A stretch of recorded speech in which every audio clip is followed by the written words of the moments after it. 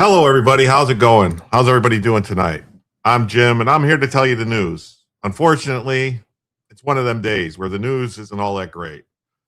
I have to say that I was very upset with the results coming out of the Supreme Court today. There was some good news, but this birthright citizenship case, I think historians will look back on this day years to come. You know, if there's still people alive on the planet, who knows? You know, that this was the day that basically the United States stopped being a constitutional republic and started being a joke. You know, doesn't really. What does it mean to be a citizen of the United States when it doesn't matter? Anybody just step across the magic line, pop out a kid, and that's a citizen. No permission to be here. It could be an invader. What happens if an army invades the country? Are those people, those kids, citizens? Because according to the Supreme Court, it sure sounds like it is. You know, the Chinese can invade, Alaska, just start, sending troops in to the Aleutian Islands and start popping out kids, and those would all be citizens. I don't know. I'm not trying to black pill you guys. I'm black pilled. I started drinking at noon today. Passed out at about 4 p.m. and woke up at about 6:30. That's why the show's late. So, yeah. Did you get the 5? I don't know if it went through. I have to look. I didn't even set up a goal yet or anything. I wanted to kind of get this out of the way, talk about this stuff real quick. I see it. Okay. I see it on Cash App. I'll get to that 1 second. Thank you so much, iRule. So, what's up, America First? Great to see you. Great to see you, iRule. What the F? Great to see you. You don't see it as so glum? Okay, well, we'll talk about it. America First, what's up? For those of you that say we are doing nothing but winning with Trump because winning temporarily doesn't matter, if tomorrow it's all done like the last time when Biden took office. Yes, that's true. Not a doomer, far from it, just a realist. Yes, I could use some fat. What was that story about Jack Spratt and his wife ate no fat? And is what he ate all the fat or something? I don't know. There's some kind of thing. Tourism sucks. Yes. Borders close. There is 100,000 already in our country. That will be hundreds of thousands that were already pregnant will become kids. Citizens. Yes. Beer makes me fat. Yes. Fire DEI definitely. What's up, Sherry Gatlin? Great to see you.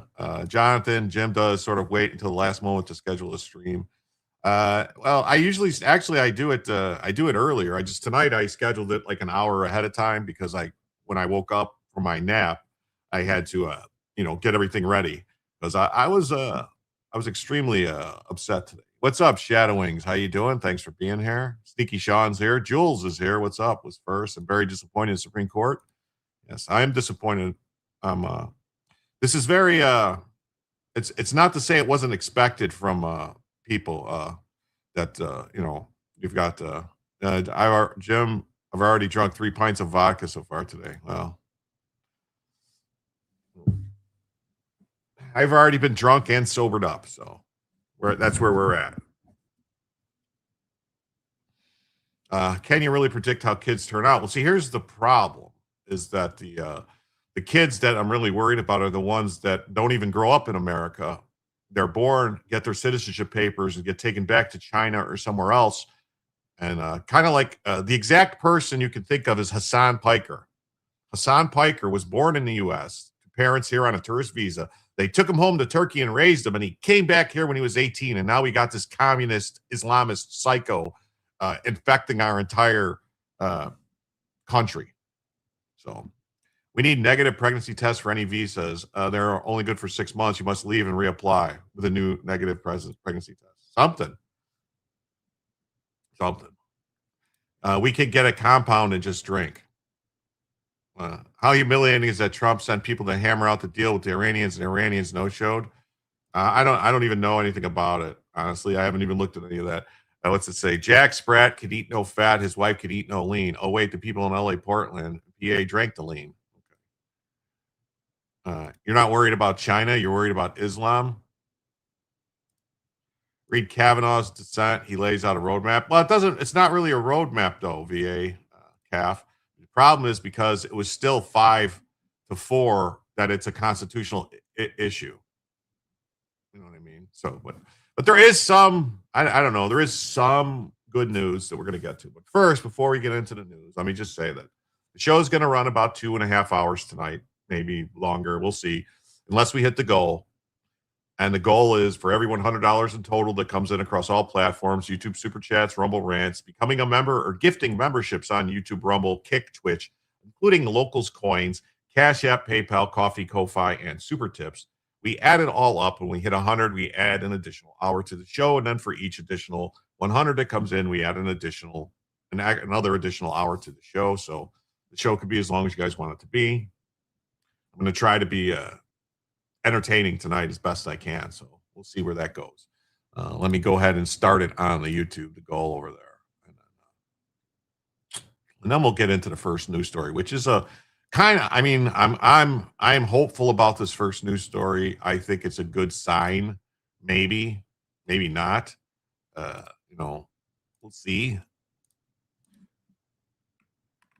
But then again, maybe, who knows, because it's possible that the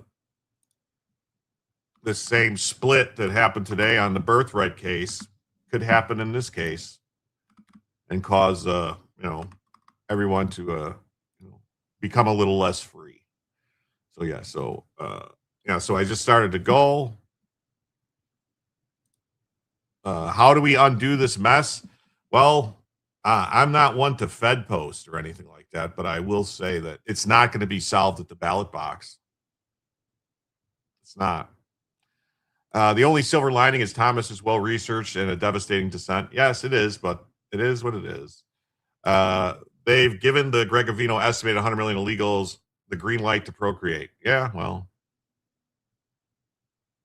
How productive is Piker? Piker is poisoning the minds of our youth. He's responsible with his millions of Twitch followers and all these other things, poisoning the minds of young youth, thinking that, oh, it's just this American guy, just like me. He grew up just like me. But he didn't. Damn it, I didn't grab a drink. I got to grab a drink.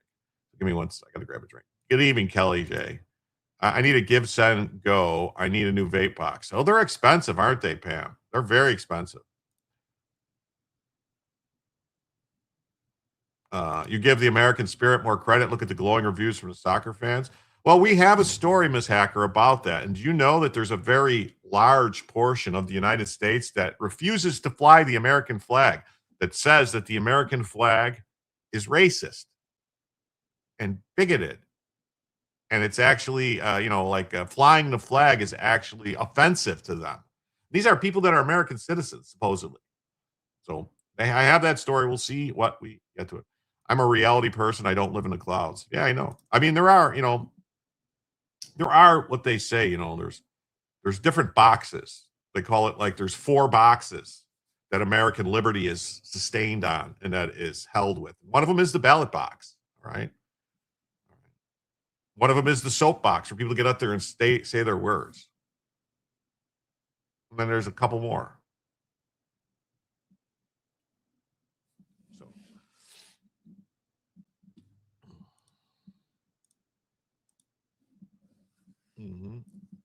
the Great Northwest. It's very expensive. I have a rubber band around it to hold together. I can't afford that many disposables. Yeah, I actually just had to get a new one too. So this is what I got. This one here. This one, I don't really like this one, but this was like $80, and this one was like $60. I got this one too because the one I had for 8 years just broke, and it's almost impossible to find one with the replaceable battery in the bottom, so you can take the battery out and stuff like that. But I don't know. It is what it is. 1 second, people.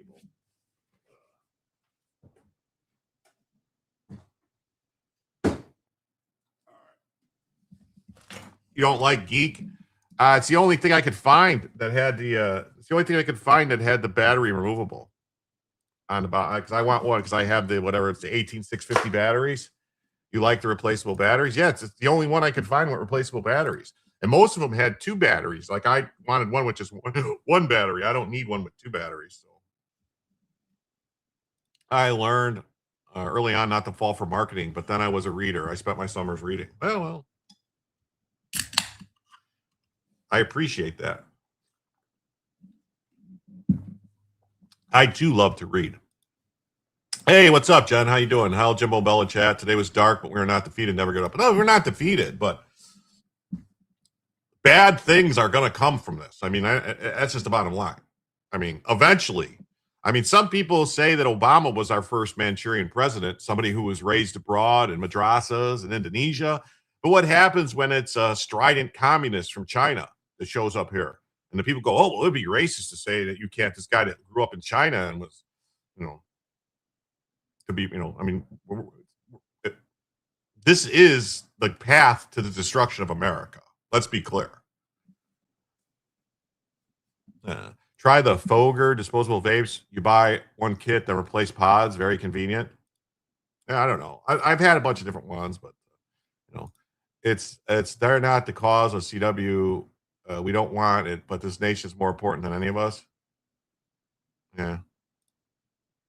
You're drowning in illegals in Southern California. That's what I'm saying. It's not going to be good, man. It's not going to be good. But let's get into just maybe a glimmer, maybe just a little glimmer, little glimmer. Now you see why they want to pack the court. Well, yeah, they want to pack the court because they want to overturn everything. So get into a little glimmer of what could be hope and change. Maybe it will definitely get worse before Congress gets the balls to stop the bleeding. Well, yeah, you know what else too? If you really look at it, there was a bill proposed in the 90s that was blocked by Republicans and Democrats. Harry Reid in 1993 put forward a bill to ban birthright citizenship for illegal aliens, and for some reason everybody didn't think it was a big deal. What's up, the narrow way? How you doing?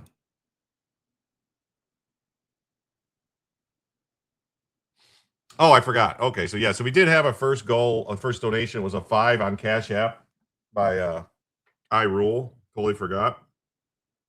Thank you so much for the $5. I Rule on Cash App.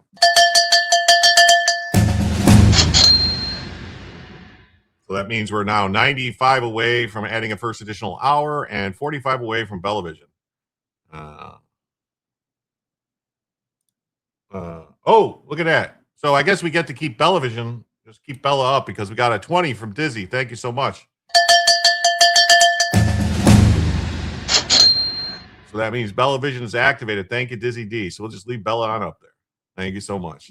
And that means we are now just 75 away from adding a first additional hour to the show. Thank you all so much. You said it blocked mostly because it was Reed. Well, that's what I think.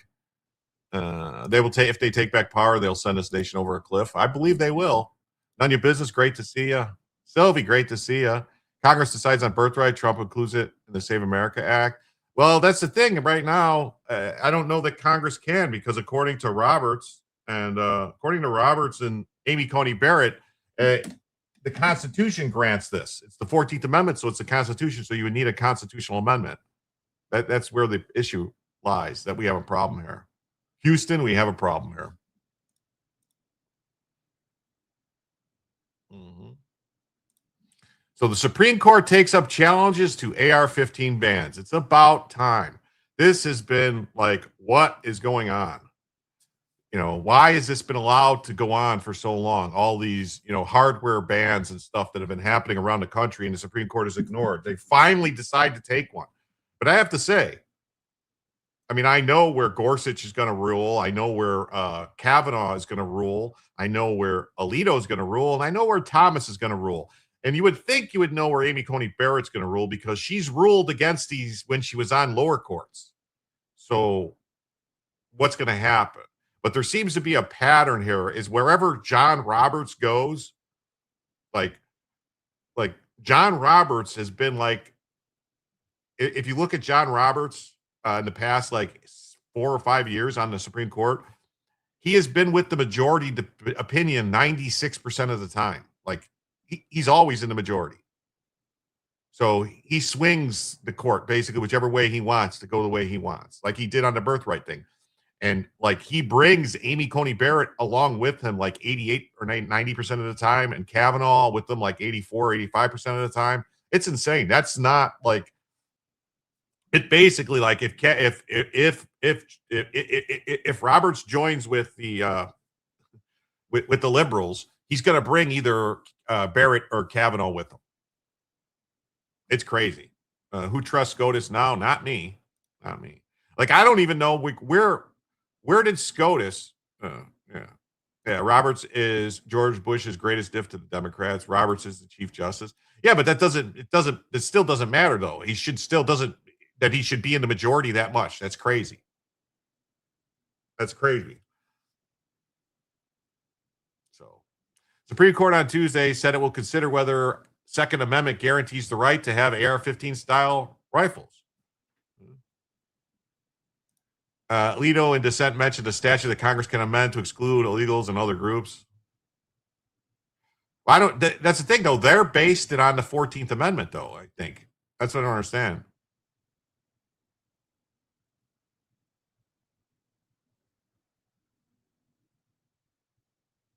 Hey, what's up, Emerald Eyes? Element Vape's a really good price and selection.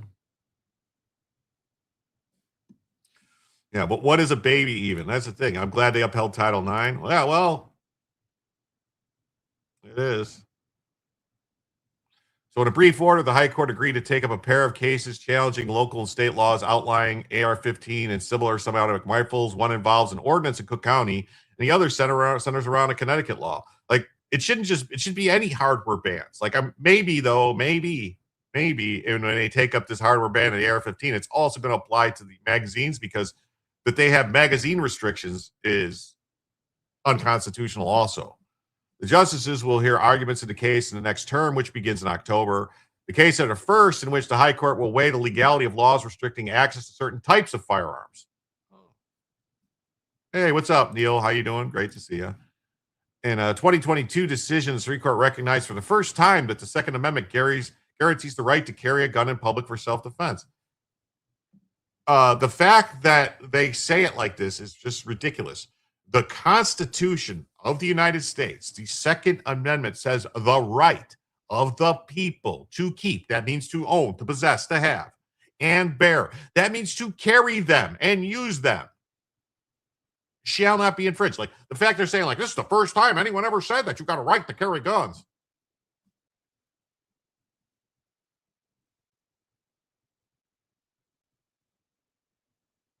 Huh? Later, folks, I will leave you to your whining and sniveling.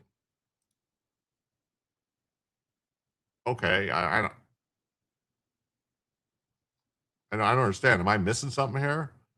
We're just talking about what happened. So the justices had until now declined to take up challenges involving bans on AR-15s and similar semi-automatic rifles in Illinois and Maryland, leaving the laws in place.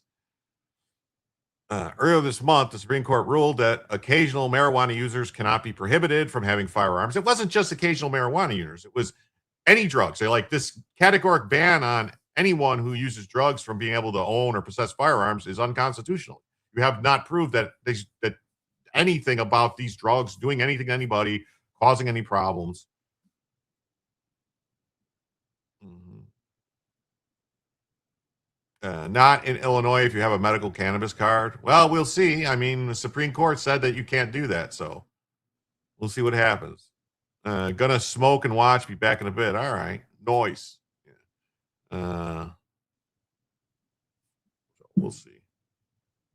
Hey, King of Biltong, what's up? Great to see you. Thanks for being here.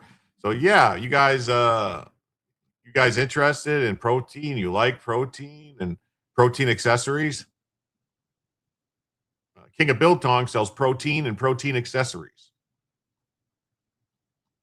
And if you're interested, uh you can always check out the King of Biltong at www.biltongusa.com and use promo code Jim for 10% off. Those 8-ounce bags make excellent gifts.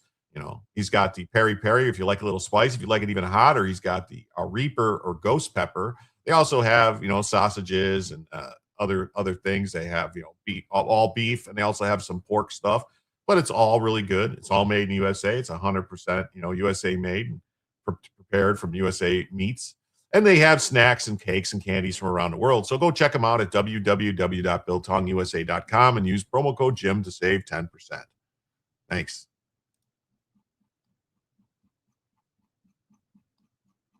Mhm. Mhm. The right and the privilege are two different things. We don't need permission. Yeah. I like that protein and protein accessories. Yeah. Uh, uh, mm.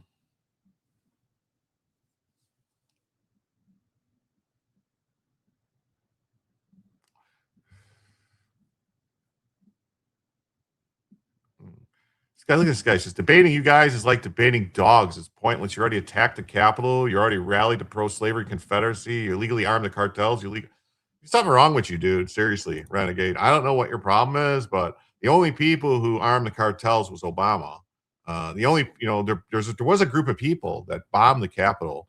You know, there was a group of Indian separatists. That's right, Native American separatists in the 70s and 80s that bombed the Capitol. Did you know about that? Did you hear about that? Huh? Is that who you're talking about? We got a gifted member from Karen Manning, gifted one. Jim tells you membership. Thank you, Karen. Let's see who got it. That's says that Teresa Reyes received a gifted membership. Teresa Reyes is now a member of the Jim Somniacs. Thank you, Karen Manning. And that means we're now 69 away, folks. Just 69 away from adding a first additional hour to the show. Thank you all so much. And then it looks like King of Biltong gifted some memberships over there on the Rumbles. Says Dizzy D was gifted a membership from King of Biltong. Thank you so much, King of Biltong. Wow.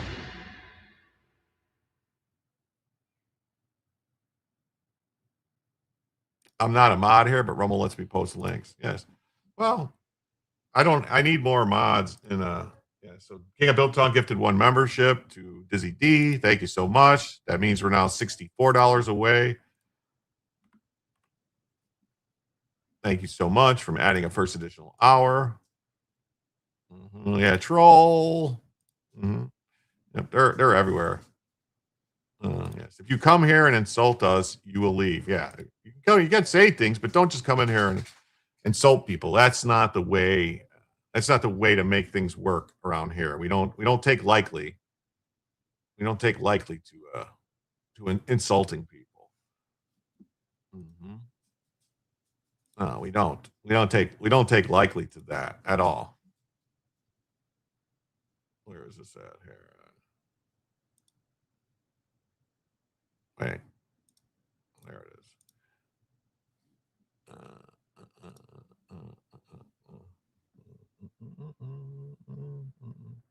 Oh, wow.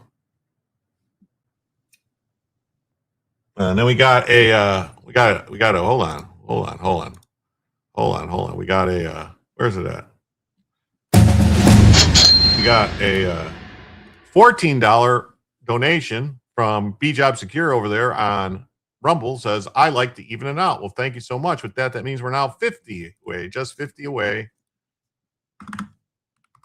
from adding a first additional hour to the show. Thank you so much, Jennifer, B Job Secure over there on the Rumbles.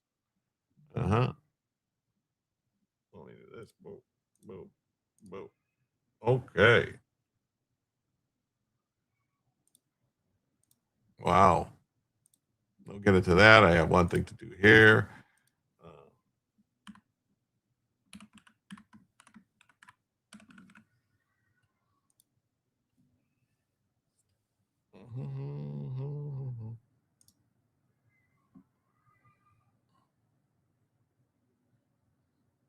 Okay. Boom, boom, boom, boom, boom, boom, boom, boom.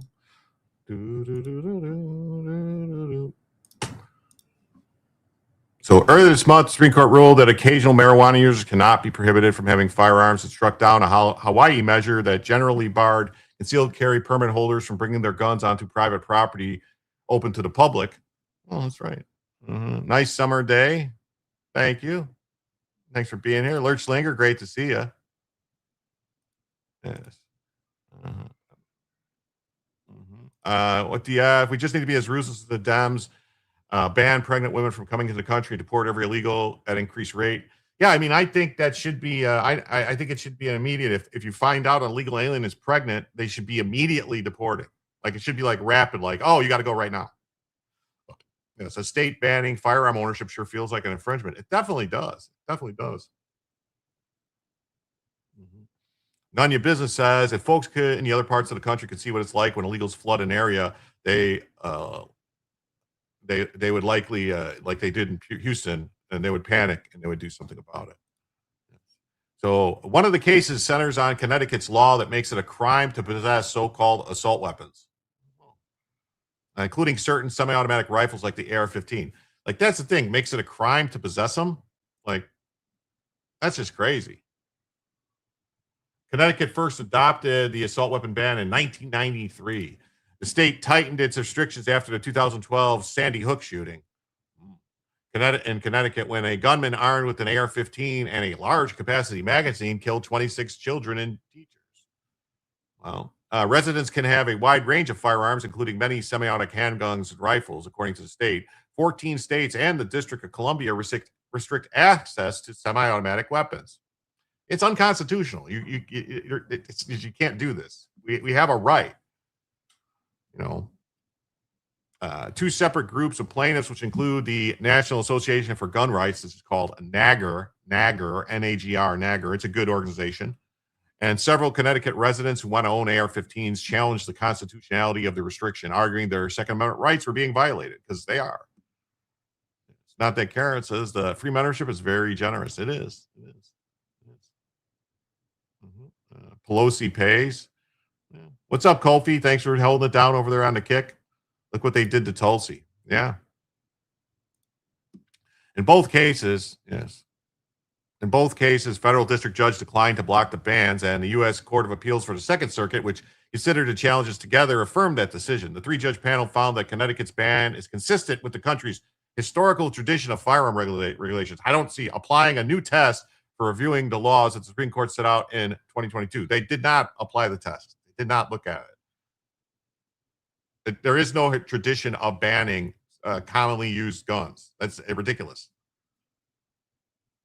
The Second Circuit said in its decision that they're dangerous and unusual, and particularly suited for criminal violence. It's ridiculous. It's just completely ridiculous. It also noted that Connecticut's ban still allows residents to own many popular weapons, including semi-automatic weapons deemed to be less dangerous by the legislature for self-defense. Oh. The gun owners appealed to the Supreme Court and argued Connecticut's ban covers the most popular rifle in the country, one that's owned by tens of millions of Americans. And then Crook County, Illinois, which includes Chicago, enacted its ban nearly 20 years ago. Under the law, it's illegal to sell, transfer, or possess semi-automatic rifles, including the AR-15, AK-47, as well as rifles that are capable of accepting magazines that hold more than 10 rounds. Violators are subject up to 6 months in prison. In 2021, 2 Cook County residents who want to acquire banned rifles, also as well as 2 gun rights groups filed lawsuits on behalf of freedom-loving Americans who believe they're violating the Second Amendment. Trump needs to go full bull in a China shop and perp walk all those. We keep hearing they have proof that they're traitors. Yeah, something. Supreme Court failed, so Democrat states can still put men and girls sports. They never solve anything.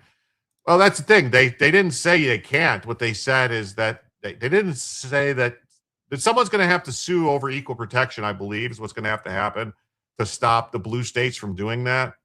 But basically, I mean, the country is dividing up right now. It's like basically more divided. I would say the country's ideologically more divided right now than it's ever been.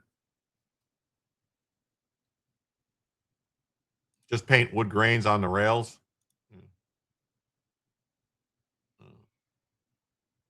The man in Connecticut killed his mother to get the gun. Yeah, we need to end dual citizenship 100%. While their case was pending, the Supreme Court issued its landmark 2022 decision that recognized for the first time. Why did I say that? It's not for the first time. The fucking Constitution recognized that. Demon rats are at war with us. Yes, they are. The High Court ruling also set out a new framework, which requires governments to show that the restriction is rooted in the nation's history. Also, during that time, the state of Illinois passed its own statewide assault weapons ban, which the U.S. Court of Appeals upheld. As a result, the federal district court rejected the challenge to Cook County's restriction. The Seventh Circuit then upheld that decision. I mean, what?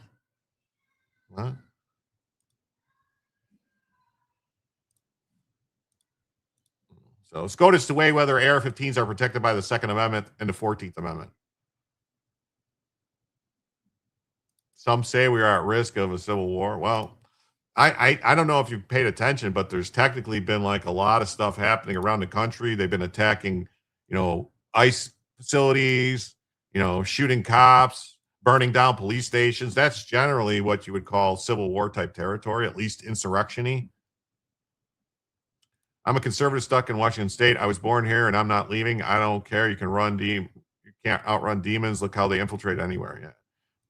The Supreme Court did take up a case. We're going to get to it about about Washington State's basically ban on telling parents when they're trying to trans your kids. So that's the Supreme Court took up that case. Same thing. They're going to hear it in the fall. So Supreme Court agreed to hear Grant v. Higgins centered around AR-15 ownership. Whether the Second and 14th Amendment guarantee the right to possess an AR-15 platform and similar semi-automatic rifles. So, in Hameni, SCOTUS ruled the possession for Ali Hameni for being a marijuana user, and Wilford ruled against concealed gun controls against Hawaii. A second consolidated case, which centers around assault weapons bans. Breitbart spoke to SAF after SCOTUS agreed to hear the case. So Supreme Court will hear about assault weapons ban. There shouldn't be any of these bans. There was no. This is ridiculous. They can't be dangerous and unusual when it's the most popular gun in the United States.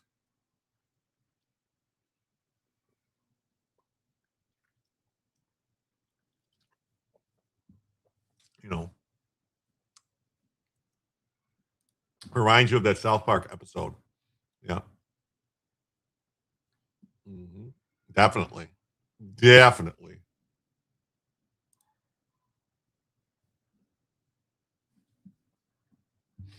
Mm-hmm.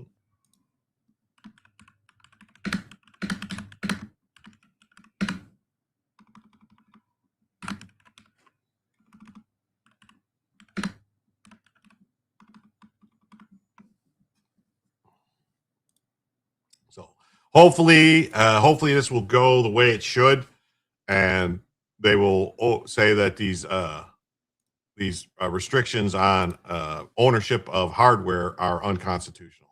It's the only thing that makes sense. It really does. I mean, there can't really be a Can't really be a way you can reconcile this with the Second Amendment, banning types of guns. Just can't do it.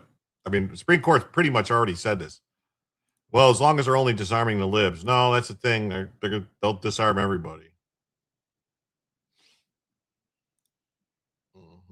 And then another, I don't know if you want to call this a bit of good news or what, but it appears that the House GOP agenda stalls over holdouts' insistence on the Save America Act. Is SCOTUS done until October? They'll still hear, they're taking cases that they'll start hearing in October, but they'll still hear emergency cases and stuff like that. So they'll still hear emergency cases. So this is forward a resolution that would combine the annual defense policy bill with the Save America Act in order to get it passed. Now, there's going to be a procedural vote on this later today. House Speaker Johnson has said he believes the only path forward for the Save America Act is to put it in a reconciliation bill. But this version does not include a near total ban on mail-in ballot voting, something the president has called for and the Supreme Court voted against yesterday. Now, President Trump has said he wants the SAVE Act passed before he'll sign last week's congressionally approved bipartisan housing bill. When I look at that bill, it's a bill. But when I look at the Save America Act, it's about saving America. It's a yawn. Some people say it's wonderful. To me, compared to the Save America Act, just about everything is a big yawn. Let's bring in CBS News White House reporter Olivia Rinaldi. Okay, so Olivia, how far do you think that the president is willing to go? Because he seems to be blocking this legislation until the SAVE Act gets passed. Yeah, I mean, far enough that he's willing to block this very popular legislation that addresses affordability concerns in a hotly contested midterm year. That's how far he's willing to go to get the Save America Act passed. This is certainly something that is head scratching to Republicans on Capitol Hill, because even though it's a bipartisan bill, it's popular and it addresses some of the issues around affordability and housing in the U.S. And it's kind of a token that Republicans were hoping that they could take back to their constituents in August, when they're on August recess, in October, when they're in that final sprint heading into Election Day, campaigning for this year's midterms, to talk about how this administration in the first 2 years has addressed affordability. But the president says right now that's not his priority. What his priority is getting the SAVE Act passed. Now, we do know that this legislation has been passed by both the House and Senate and got sent into the president's bill. I'm talking about this bipartisan housing affordability bill. But the president doesn't seem poised to sign it just yet. However, if he doesn't sign it in the next 10 days, it still becomes law. But it's notable that it wouldn't have the president's signature on it as a key marquee issue to talk about affordability in a midterm year. All right, let's talk about the Supreme Court, Olivia, which is set to hand down a ruling on President Trump's birthright citizenship order today. All right, well, we're not going to go to that yet. So Republican hardliners continue to hold up most legislation on the House floor as they dig in on their demands for the Senate to pass the Save America Act. Brian says it was 98 degrees outside. Let's make lasagna after 12 hours of work. Oof. That's a wintertime meal, not a. Yes, Trump needs to veto everything until the Save America Act passes. Yeah, I didn't think that statement that she made about the law, it becoming a law without the president's signature. I didn't think that was that's not constitutional. The president has to sign it or veto it. Until he signs it, it's not a law. It doesn't automatically become law without the president's signature. That makes zero sense. It's what's known as a pocket veto. The president just doesn't sign it, but he doesn't veto it either. That not make a lot of sense to me. What do we have a president for if Congress just passed laws and doesn't need the president to sign it? It seems like they're missing a branch of government there. Generations they've been cheating, stealing, and grifting America out of America. This fraud and theft, it's done. It's been done in decades. It's been built on. Yeah, it's crazy. Hey, America First, great to see you too. Yeah, great to see everybody here tonight. So great. Blonde thinking. Yeah. Charlie Murphy's skits were lit. Yeah. So on Tuesday, the holdouts blocked Speaker Mike Johnson's plan to merge the SAVE Act with the annual defense policy bill known as the NDAA before sending it over to the Senate. Conservative members sank a party line procedural vote that would set up final votes for the bill and other things. It can't become law with no signatures. That's what I don't understand why she's saying that. Oh, if the president doesn't sign it, it becomes law. If the president doesn't sign it after 90 days, it becomes law.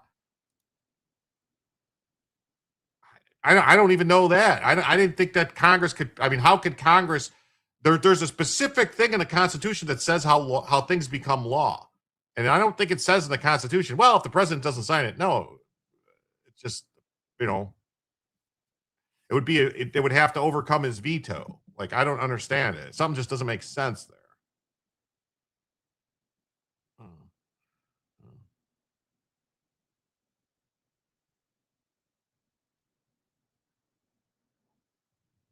Let's just say Article 1, Section 7, Clause, overview of presidential approval or veto of bills.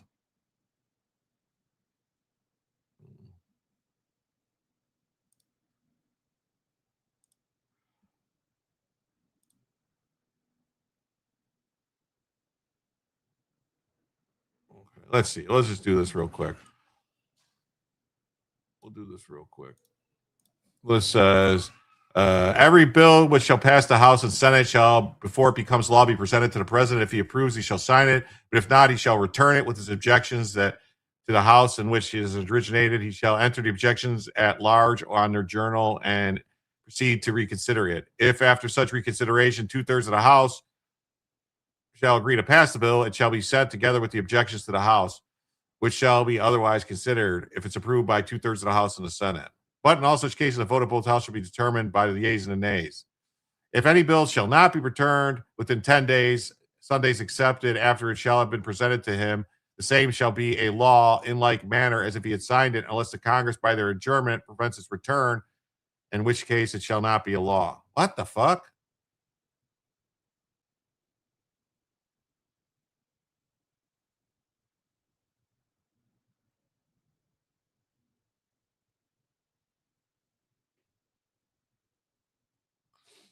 No, I guess he should just veto it and return it then. Fuck him. Can't believe that's in there.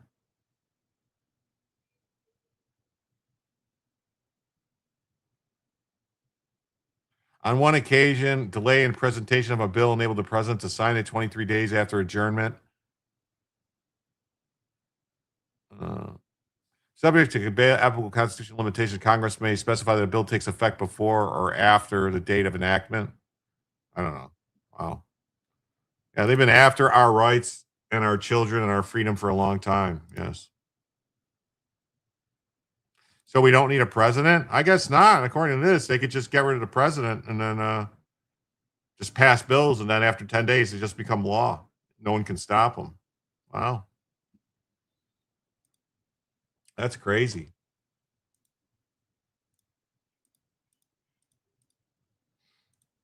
So 14 Republicans, including House Majority Leader, voted against moving forward.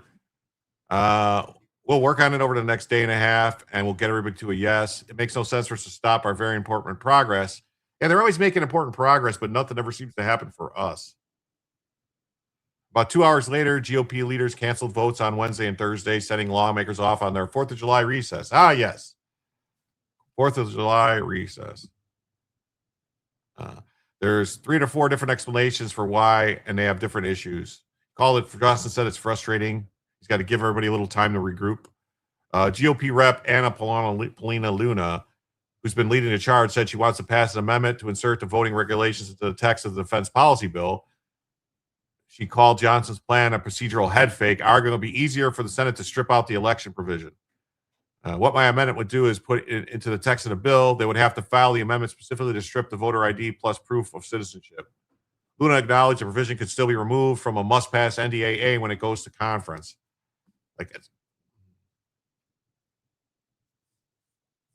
Why would it get removed out of any of these things? I'm confused why we need to pass the Pentagon. Now it's like it's like nonstop. We always have to pass the Pentagon. Always have to pass the Pentagon. It's like nonstop. I thought the money was there. I thought that's already been voted on. I mean, I don't understand it. I don't get it. Until we've exhausted every avenue, it's still our issue, is what Tim Burchett said. So the latest standoff between hardliners and leadership began after Trump abruptly canceled the signing ceremony for the landmark housing bill. The president sought to use that as a political leverage. Hardliners then said they would block other legislation until the Senate passed the Save America Act. But after Johnson met with President Trump, why does it say Mr. Trump? He's President Trump. The president called on holdouts to end their blockade. No more grandstanding. Oh. Please like show. Definitely, please like the show.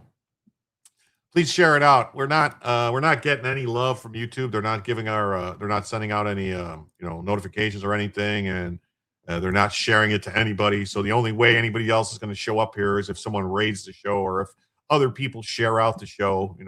Pump it out and try to get other people to come. Gundam says, "Hey guys, anything interesting happened today?" Not really, Gundam. Nothing really going on. Really nothing going on.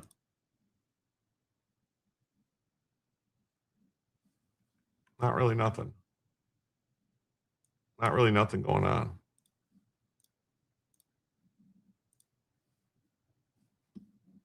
President Trump pushing for passage of the Save America Act following the Supreme Court ruling on mail-in ballots. Let's bring in Truth Social Senior Communications Advisor and former DHS spokeswoman, Katie Zachariah. Katie, great to have you on the show. Kind of a rough day coming out of the Supreme Court. You had the whole voter ID thing where they're talking. First of all, who's against voter ID? Nobody has shown me a poll where people are like, oh, we hate that voter ID thing. It's like 90% in favor.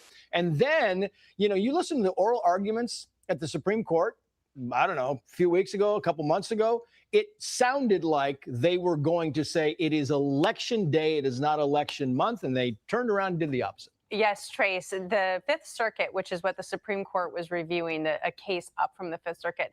The Fifth Circuit laid out a beautiful blueprint that Amy Coney Barrett just had to follow, which says election day is election day, and we're not going to receive ballots after the fact. In California, we have this 7-day window after that they receive the ballots. In Mississippi, the case they're reviewing, it's 5 days, Trace. This isn't controversial, but it highlights what President Trump just said. Must pass the Save America Act. We have to have voter ID. We have to preserve our elections, and we have to regulate mail-in ballots. But on statewide elections, that's for federal elections. For state elections in California, we just had a big win. Our voter ID is headed to the ballot in November, and we're going to pass that because the vast majority of even blue state Californians agree with it, Trace. Speaking of birthright citizenship, could come tomorrow, could come soon, right? Hakeem Jeffries, the House Minority Leader, had the following to say about that. I believe that we need dramatic Supreme Court reform in terms of moving forward. We'll evaluate Supreme Court decisions on a case-by-case basis, and hopefully we'll see the Supreme Court actually do the right thing and follow the Constitution. So is this what happened? Is this the same thing that happened back when FDR was president and he threatened to stack the Supreme Court? And so the justices started agreeing and did things like agree with that did like other laws and made things that like New Deal shit that was unconstitutional, said it was constitutional. One of which was the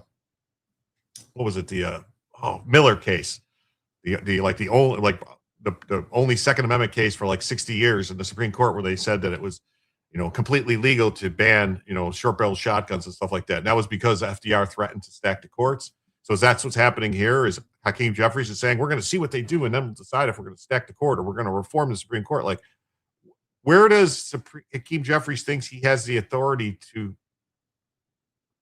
reform a different branch of government, a co-equal branch of government? This is ridiculous. These people say these things. Like, these people are all traitors. They're all treasonous traitor scum. The fake news always says Mr. Trump to support their viewers. Yes. Hey, look at this. We got a 10 spot from Brian. It says, pump up the jam, pump it up. Got to keep on pumping. Got to make that jump in. Pump it, pump it, pump it. Thank you. That's right. We're now just 40 away, folks. Just 40 away from adding a first additional hour to the show. Thank you, everybody, for being big supporters. Gundam says, I woke up, opened my phone, closed my phone on the first headline, and hoped it was a nightmare. No, it's not. Where does Fox News find these female lawyers? They know their viewers' demo. Yes. America has lost common sense. Yes. Only had chuckles today. Oh yeah, I saw that. Yeah, Trump congratulates Xi Jinping.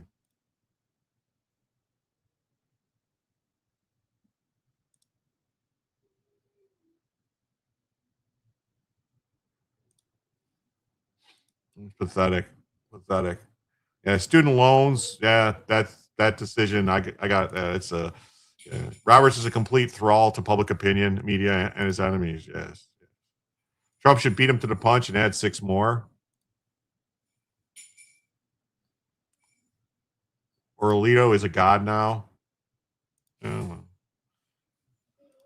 Hakeem may not have the power individually, but he has all the media on his side to inform the public opinion and get voters brainwashed. Yeah, that's what will happen. That's what will happen. Constitution in the next day or so and uphold birthright citizenship. He, whatever. That's the whole thing. That's Hakeem Jeffries. But this, what do you think about this? Well, the birthright citizenship is, I tend to look at the dissent in Wong Kim Ark, which is what they're reviewing on birthright citizenship. And the Chief Justice Fuller said, subject to the jurisdiction thereof is not, this isn't controversial, is also synonymous with not subject to a foreign power. What does that mean, Trace? What is he saying? He's saying that within the 14th Amendment, not subject to the jurisdiction thereof means you are not, you don't have an allegiance to a foreign country. So these anchor babies that are coming here, the parents are coming here and having children and having them as, United States citizens, but are still, allied to China is a huge problem. And so I hope that I see the Supreme Court deliver an opinion. I'm not exactly confident after today's showing on Barrett or even Justice Roberts. However, the Senate wants to pass an amendment, and hopefully we can do that. Yeah, I mean, I was kind of shocked by today's ruling. So who knows what'll happen? But I thought that today's was going to be slam dunk territory. It was not. Very quickly, Gavin Newsom. Here's the whole thing: the gas tax. AAA gas is $1.65 in California, more than any place in the country. Right, $1.65 on average. And Newsom about to raise the gas tax again, and his office released the following, saying, quote, repealing gas taxes wouldn't lower prices at the pump. It would hand oil companies a massive tax break with no guarantee that a single cent would be passed on to drivers. So that's the whole thing. The gas tax. So the gas tax that they charge, that's put onto it when you pay, and it's added to everything you do. Somehow, if they take that off, he thinks they're still going to charge a higher price. What? That's the tax that's added onto the price. This is ridiculous. Is about $1.15 a gallon here in California, and they keep saying, we wouldn't save you a nickel if we took that away. If they just got rid of the gas tax for a month, I would love to see what happened to our gas prices. Right. Not to mention, this is exactly what happens when you have a Democrat supermajority driving the state into the ground. We have the highest gas tax in the nation. Yep. And there's nothing to show for it. Our roads are deteriorated, and Gavin Newsom just continues to think that Californians are going to buy this line of lies. No, nobody's buying it. No. But, well, maybe somebody is, because it's still that. It's still ridiculous. And just so everybody knows, we'll show you where we're at today. Oil prices are still hovering at around $70 a barrel. It was lower. It was down in the 69 range, but it needs to get a lot lower. Needs to get a lot lower. It's still 369 where I am. Also referred to as gaslighting. Phil says, I wasn't shocked by the ruling. I just thought that Kavanaugh's stance was our best hope, but Roberts went full retards. Yes, so did Amy Coney Barrett. And why? Why did they go do that? Well, let's see. Amy Coney Barrett has 2 Haitian children she adopted. So she doesn't, her views of what makes an American citizen are not the same as any, as yours might be. And allegedly, Roberts purchased 2 children, 2 babies from Ireland from somebody.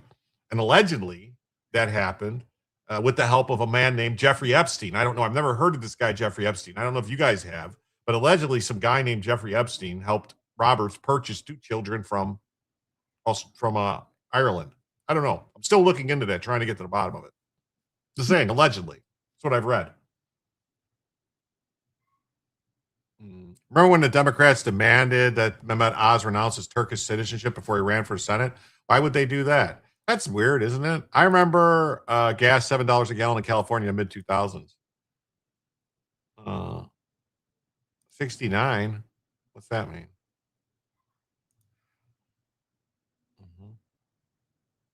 You remember 25-cent gas? Okay. Because the Pope told her she wouldn't be a good Catholic if she ruled against immigration issues? Probably. You hear this too, Jim? Yeah. You heard this too? Yeah. 307 in Sunset, Texas. Yeah, that's good. California already has a mystery surcharge. It's unexplained. Yeah, well, see, that the gas tax is one thing, but they have like a climate change fee that they have on their gas too that they don't talk about.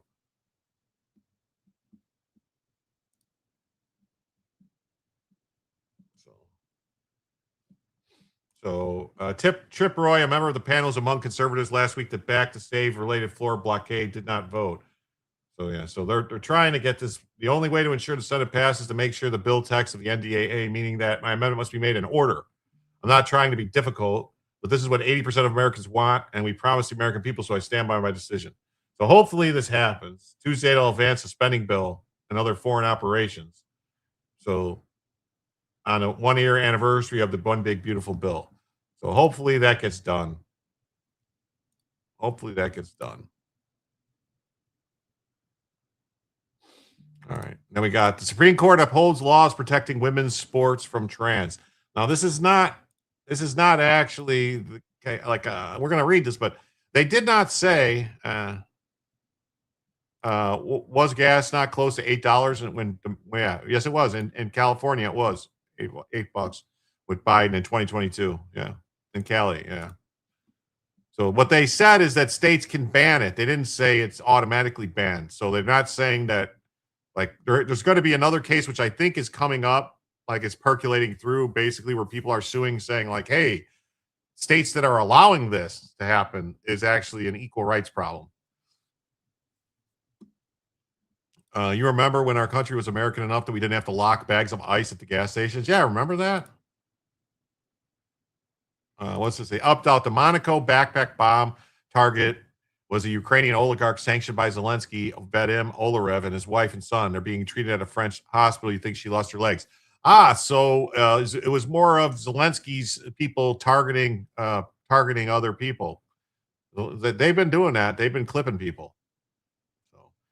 Those are the good guys. They're killing people. Yeah, that are like not in the country that they don't like. That's crazy. Consistent with Title IX and the Equal Protection Clause, we hold that states may maintain women's and girls' sports for biological females. It should be like it's not may maintain. It should be shall maintain. That's the difference. It shouldn't be may. They should have said shall. They have to do this. The Supreme Court upheld state laws protecting women's sports from trans-identifying men. I mean, this is the problem with this, though. Is they're not saying they have to do it. They're saying they can. So they're not. So they're. The equal protection claim should be that they can't do this to women. They have to stop.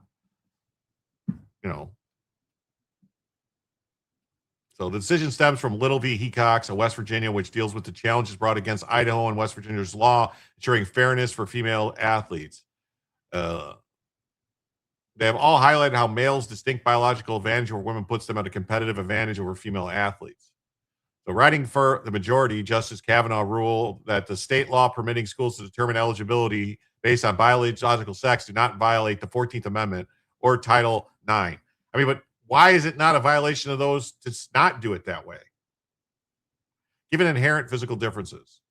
The two states, along with 25 other states, have concluded at this time that women and girls should be allowed to compete for those life-changing opportunities on an equal playing field without fear of physical injury from biological males or being forced to compete against biological males. Consistent with Title IX and the Equal Protection Clause, we hold that states may maintain women and girls sports for biological females. They may determine eligibility based on biological sex. The Constitution and Title IX do not require an overhaul of women and girls sports throughout America. Brian says, I hate to be a pessimist, but where's our end goal? Beating your head against the wall over and over again? By the way, the California track teams will just bring dudes to nationals, and all the states doing the right thing will lose or refuse to compete or lose anyway. And Supreme Court hands another victory to California.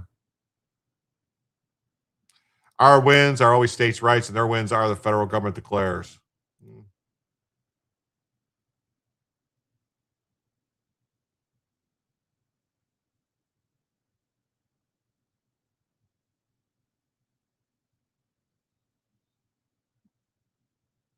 I grabbed this because I did not want the rep argument. I hate Raskin too much to hear today. Okay.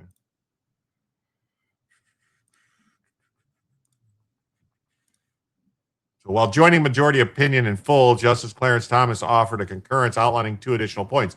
He reiterated that transgender is not a suspect class, a point that he and Alito and Barrett raised in the court's Scarametti decision last year, and underscored the importance of acknowledging biological reality. Men and boys with gender dysphoria are not women or girls, even if they believe they are. Sex is a mutable biological characteristic. It is binary. A man and a woman, boy and girl, are terms that correspond to adults and children of each sex. To use language to obscure reality, to show indifference regarding the truth, is to lie to the public and cease to treat our fellow citizens as equals. Oh, yeah, you saw that retaliation when they burned down St. Patrick Cathedral or whatever it is, or near St. Patrick's Cathedral. Yeah. Mm-hmm.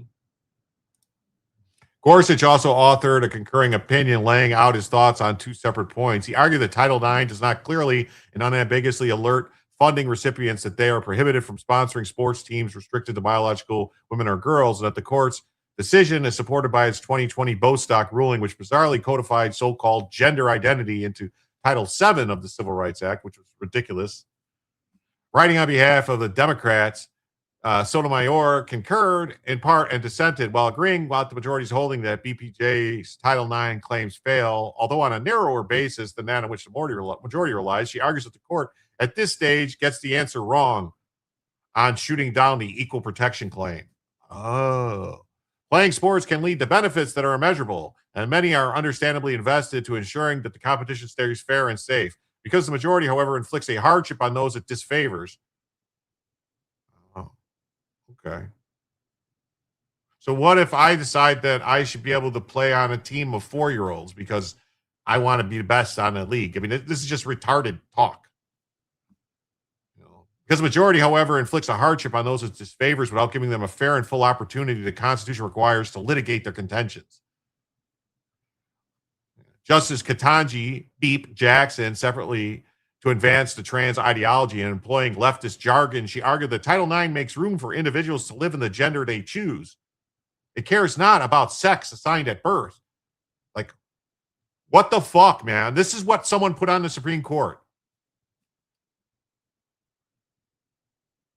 Today's decision received positive remarks from the Alliance Defending Freedom, which backs Idaho and West Virginia in the legal battle to protect women's sports.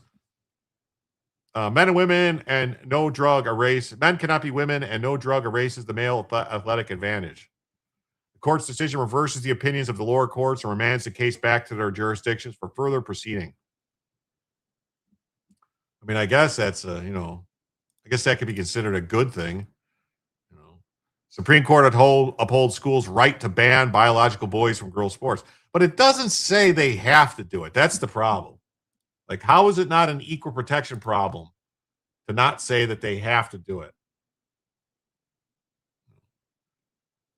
How is it not an equal protection problem to say that some schools can make girls participate against boys?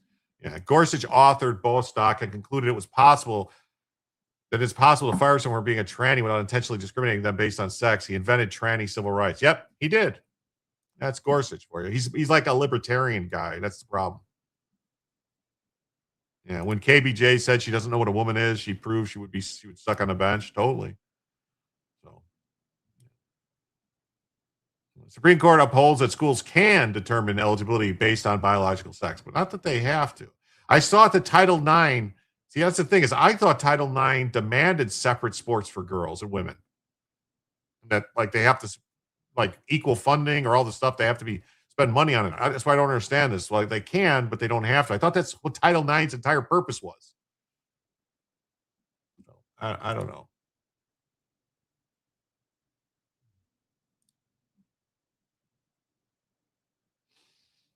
All right, now to the one that upsets everybody. Supreme Court says babies of illegal aliens, CCP birth tourists, are U.S. citizens because of magic dirt.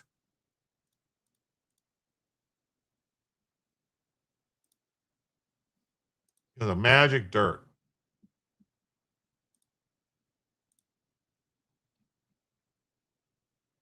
Because of magic dirt. Well.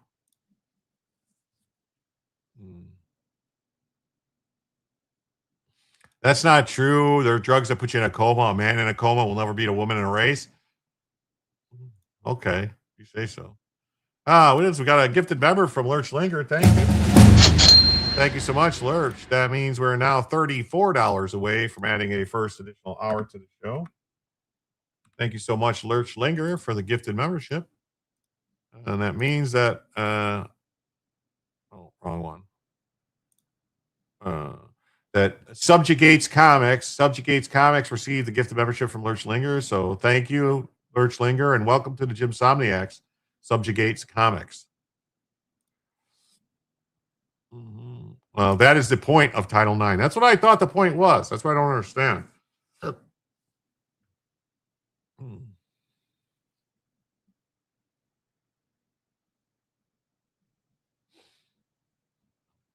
So Chief Justice Roberts and Justice Amy Coney Barrett joined the liberals in ruling that children of illegal aliens are citizens because of the 14th Amendment.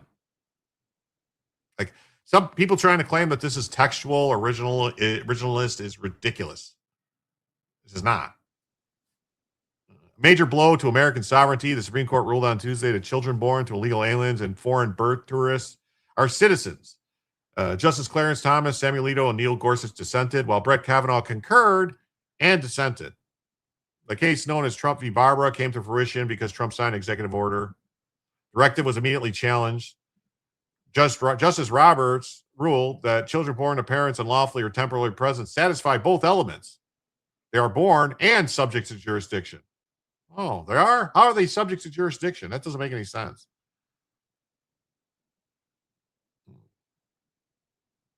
So citizenship then and now was the right to have rights to freely participate in our political community. So he's saying that illegal aliens get to participate in our political community. Do you realize that? That's what they're saying, that visitors get to participate in our political community. So we invite visitors. Visitors get to come here for a week and they get to decide who's our president, that's what they're saying here. And it's beyond fucking ridiculous. It really is.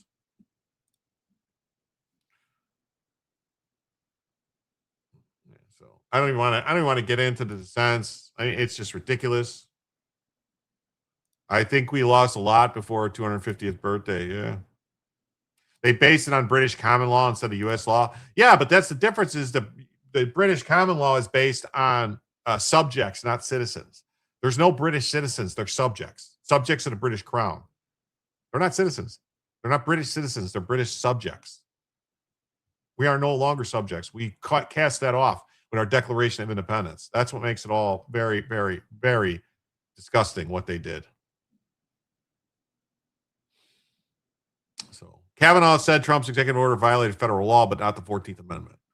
So I don't know. So this sucks.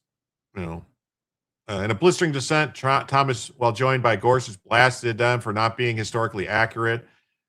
He said that the sad history of the 14th Amendment was designed to secure equal rights for the freed slaves, but has instead been repurposed for political projects that the Reconstruction Congress did not support. I'm not sure today's opinion will stand the test of time. The Citizenship Clause added greatly to the dignity and glory of the American citizenship. Today's opinion devalues that citizenship. It does. SCOTUS said, "Happy birthday, American. I'll take this." Yeah. It's very difficult to have faith in SCOTUS when they have bullshit decisions like this.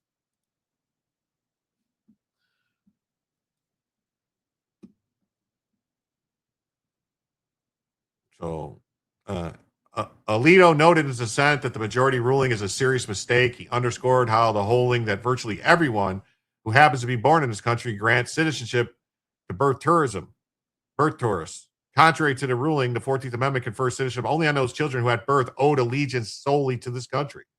The court's interpretation preserves a powerful incentive to enter or remain in the country illegally. Other than Canada, the United States will be the only affluent nation where birth alone is enough to establish citizenship. If the 14th Amendment required these results, the country would have to live with them and amend the Constitution, but the 14th Amendment does not include the rule the court now imposes. Because it doesn't. It doesn't.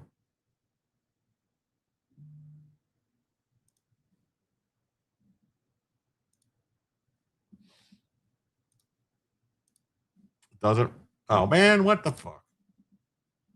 Gorsuch authored a short dissent explaining why he and Thomas' views are consistent with Supreme Court's Bonkem arc, which held that children of lawful permanent residents are citizens. He also outlined why respondents' facial challenge must fail.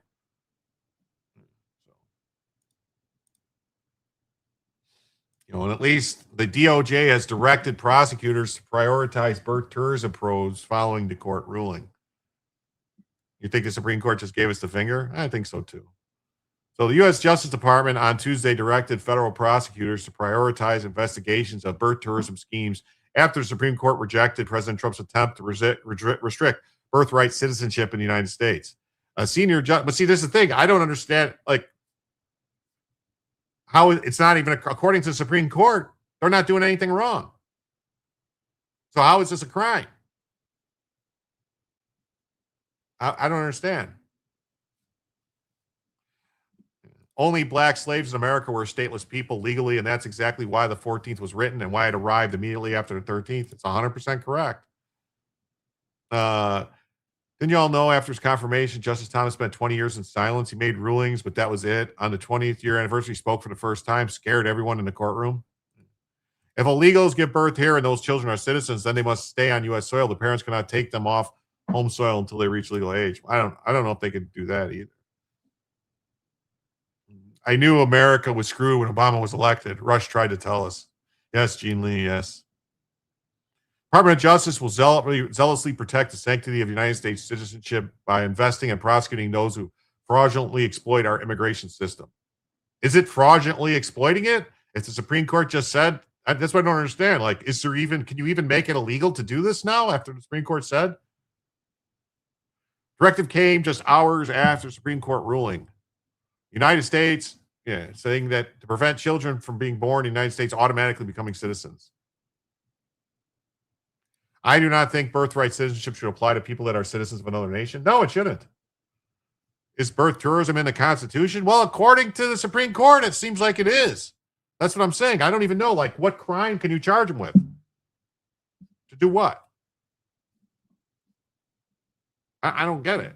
The memo is an indication that the Trump administration intends to keep the focus on the issue, part of its hardline approach on immigration, despite the setback at the high court.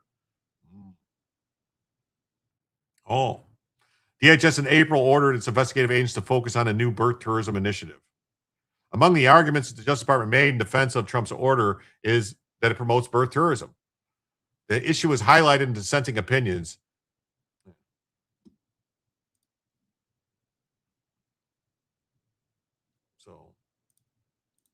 The memo says prosecutors should work with DHS on birth tourism investigations. Potential charges include visa fraud, money laundering, identity theft, and wire fraud.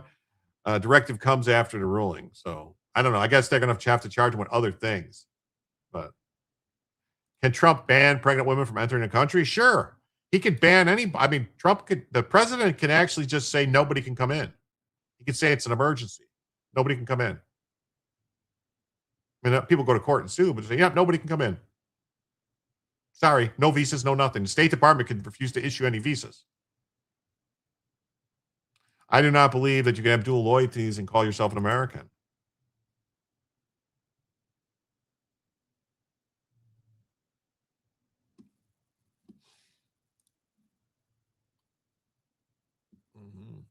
And then this other case, I don't know if this is a good thing or bad thing. Like, part of me says, like, oh, this is just going to be more money. But the other part of me says, well, there shouldn't be, because we have a First Amendment, there really shouldn't be any bans on how much money a person can spend. You know what I mean? If you want to support, if that's your speech, if money is speech, then you should be able to do whatever you want to support a candidate. So kind of, it's like, I don't know. SCOTUS smacks down limits on political party candidate spending coordination. So the Supreme Court ruled on Tuesday that federal limits on political party candidate spending coordination are unconstitutional. The ruling was 6-3 with Sotomayor, Kagan, and Jackson Brown dissenting. They don't have the Jackson Brown and Sotomayor and Kagan don't have any problem with the unions and stuff spending all types of money on candidates. I mean, fucking unions spend tons of money, but that's fine. The case known as the NRSE versus the FEC stems from a 2022 challenge to a provision of the FECA that restricted coordinated spending campaigns between political parties and candidates. Republican plaintiffs, which include then Senator J.D. Vance, alleged that such limitations violate the First Amendment.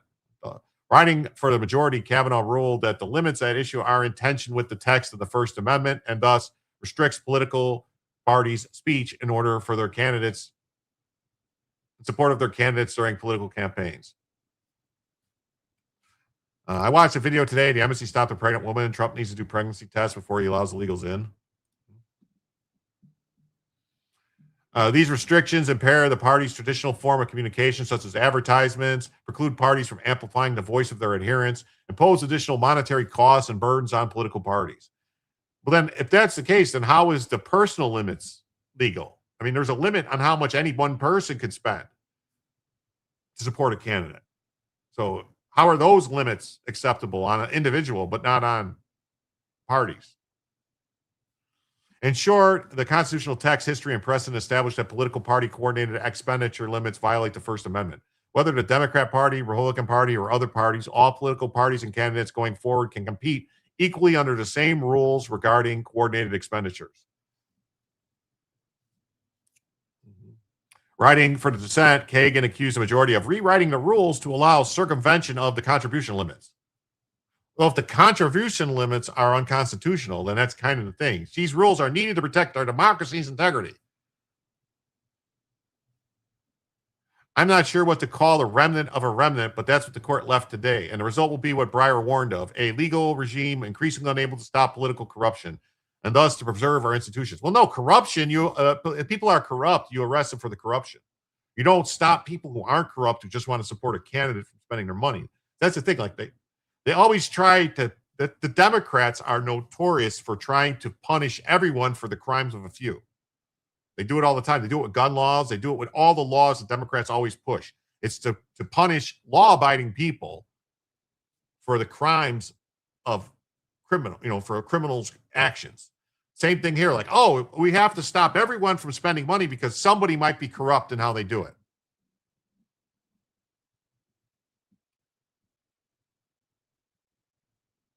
That's ridiculous.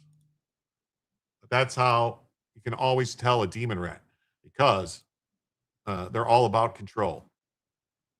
The GOP war chest is 939 million versus the Dem 267. Yeah, but right now Soros is dumping hundreds of millions of dollars in.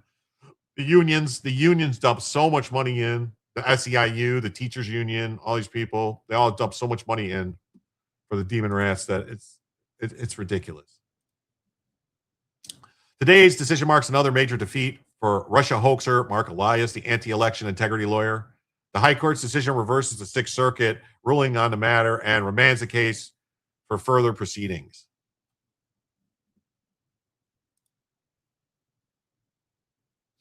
So, Supreme Court strikes down coordinated campaign spending. Why is it not? But that's the thing, is I don't understand. Why is it just for the coordinated campaign spending? Why is it individuals are still limited? There's still limits on what individuals can spend.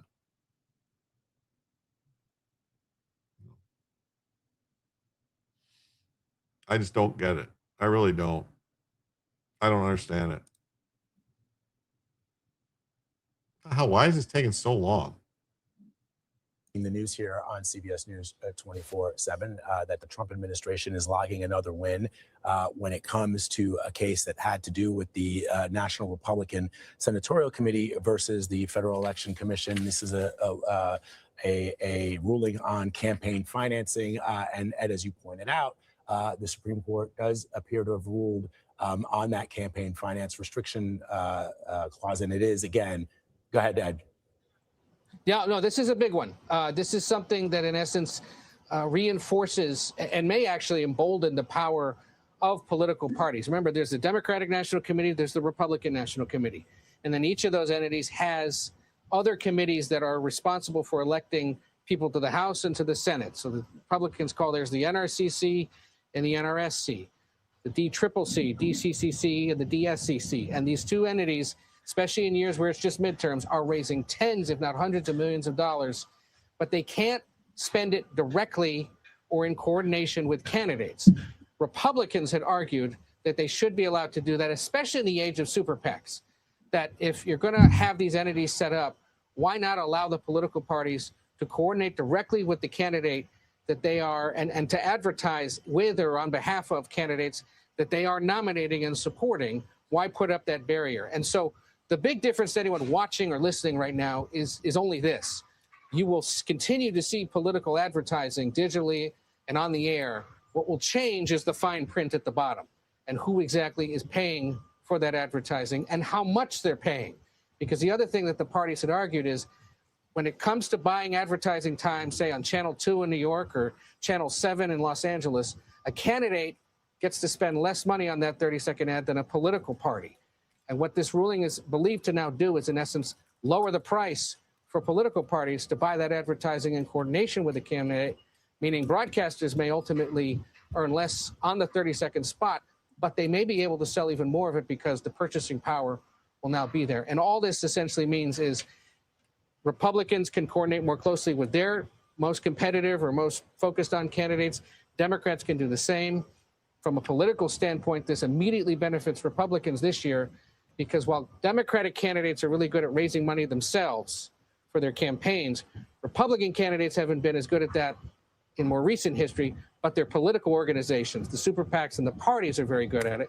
So now that money can be funneled right into candidates, and it sort of eliminates the arguments about who's doing better at raising money if, in essence, you can be taking money now from your political party and don't have to just raise it yourself. So this changes potentially the contours, especially of congressional races across the country, and certainly just reinforces the power that money continues to have over our elections, especially the handful. And really, at this point, we're dealing with fewer than 24 competitive House races across the country, where now the two parties can coordinate a lot faster and spend much more on those candidates. All right, Ed O'Keefe reporting for us from the White House. Ed, those two decisions in this morning going in the Trump administration's favor. Obviously, we'll check in with you when we get that third and final, and perhaps the one that most people are watching. Yeah, okay. So, Kavanaugh says the high court's majority treats all political parties equally. So that's good, I guess. All right. Well, I don't know. I mean, I don't think there should be, honestly, I don't think there should be any limits on whoever. If a person wants to give $20 million to a candidate, that should be their right to do. It's the fact that they're deciding where there's limits, to me, think is they're dissecting the First Amendment and saying where they think it is. And either the First Amendment means what it says or it doesn't. So all these rules, to me, shouldn't be there. If one of the, if one of these rules is unconstitutional because it violates the First Amendment, then all of them are.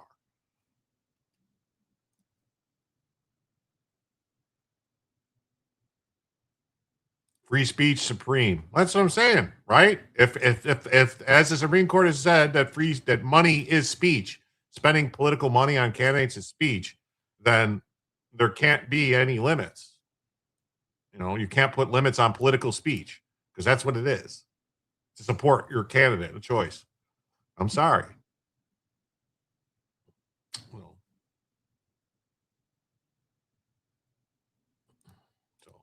All right. And then we got this. Alito warns the Supreme Court just opened Pandora's box for election fraud. The Supreme Court just made it a lot easier for late arriving mail ballots to count. Alito warns you know exactly what this means for the integrity of the vote. In a 5-4 decision, the court ruled that federal law permits states to count non-military mail-in ballots that arrive after Election Day. Amy Coney Barrett, authored the opinion. Alito wrote a dissent, and he wasted no time laying out why the ruling should worry every American who still believes in free and fair elections. They just get around it with book deals and speaking fees anyways. Yeah. And then people buy, like, oh, I'll buy, someone will buy 10,000 books. Like, oh, I bought 10,000 books. Alito argued the decision leaves open opportunities for voter fraud that may undermine America's faith in the integrity of elections. The people's faith in the election has been undermined so much to this point where I don't even know how many people actually believe it anyway. Alito pointed to a bipartisan commission from 2005, co-chaired by Peanut Head Jimmy Carter and Secretary of State Baker, that concluded absentee voting was the largest source of voter fraud. Alito noted that diverse sources have recognized mail-in ballots increase the potential for fraud. Alito's dissent goes beyond mere citing an old commission. He laid out in detail why mail voting is inherently riskier. When someone votes by mail, it's harder for officials to verify the identity of the person requesting and completing the ballot. Mail voting also presents a greater opportunity for voter manipulation. Yeah. Alito warned that letting absentee ballots pour in over days and weeks create greater opportunity for fraud and risks. Thousands of absentee ballots flow in after election day and flip the results of an election, and then charges of a rigged election explode. He also flagged a mess of unresolved legal questions in a ruling raises, including whether ballot recall services or postal service or FedEx recall policies now violate election day statutes. He concludes that the majority's decision opens Pandora's box for state legislatures trying to figure out what the law actually permits going forward. Thoughts on the rumored Alito retirement? That was something I don't know. He's old, but not a swing vote like recent replacements. But the Senate could be lost in a few months if they don't go for it soon. Well, that's up to him. What he wants to do, you know. Any 12-year-old, given the context and historical timeline of events leading up to the 14th Amendment, can understand its purpose and intent, not to mention supporting documents at the time. Yeah, it's ridiculous. It's ridiculous. It's like, oh no, this was about everybody. No, it was about specific people. About specific people. Republicans didn't waste time reacting. They called a ruling shockingly wrong, warning that the decision guarantees will keep drifting away from Election Day.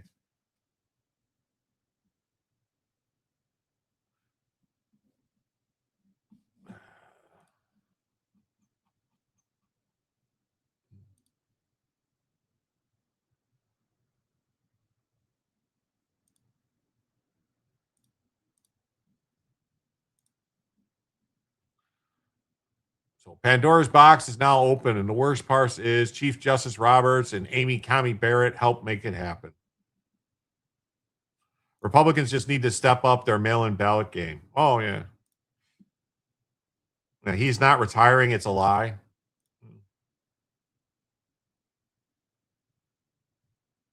Brian says, I'm thinking I won't make it to 10:15. I'm out of fun coupons, rally people. We'll see. NPR had to retract the fake news about Alito retiring. Yeah.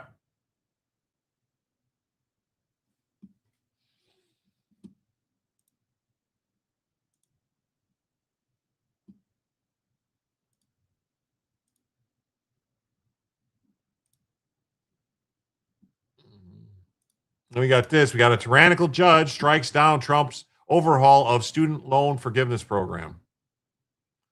A federal judge struck down a Trump administration overhaul to the public service forgiveness program, ruling in favor of advocates who say the program risks becoming a tool for political retribution. What it actually did was they said that if what you're doing is against the law, if you're breaking the law or doing things that are illegal, doing illegal acts, you can't get the forgiveness. And they said, oh, no, it doesn't matter if you're committing crimes. You can still get the forgiveness. One rumor on Alito was the announcement was a trick to smoke out the leakers. It's possible. District Judge Byung Joon. So this guy who was born in another country was appointed to the bench by Biden. You know, another foreign-born judge had more powers than an American president elected by the people. Yeah. Says that they threatened to violate the First Amendment protections for free speech. What? So getting your loan forgiven is free speech. You see this? They wouldn't care about the loan forgiveness if it wasn't the fact that the vast majority of these people taking out all these massive loans are, and weren't like all, massively indoctrinated, brainwashed demon rats. So the ruling came in response to a pair of lawsuits filed by 20 states along with a coalition of nonprofits. The Education Department did not respond to requests for comment. Congress created the Public Service Loan Forgiveness in 2007. Well, thanks for being here, King of Biltong. Thanks a lot. What does it say? Dark Sage says, technically this means George Washington, Thomas Jefferson, Madison, Monroe, Adams are all now American citizens, since technically they were born American was not a thing. We did it. Washington should go and file for his citizenship papers.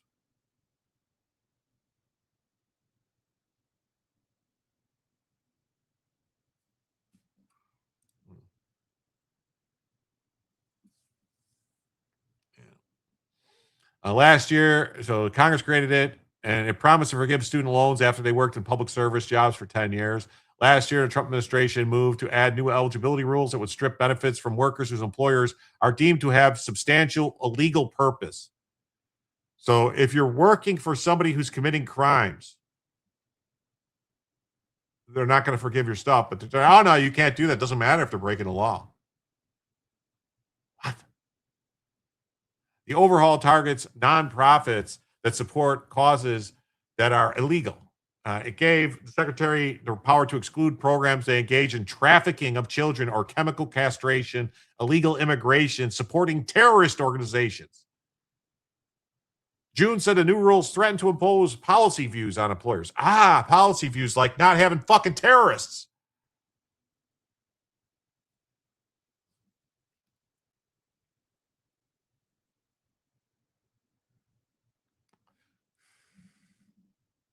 The judge questioned the department's stated rationale for imposing new rules, drawing on its estimates that fewer than 10 employers will be barred.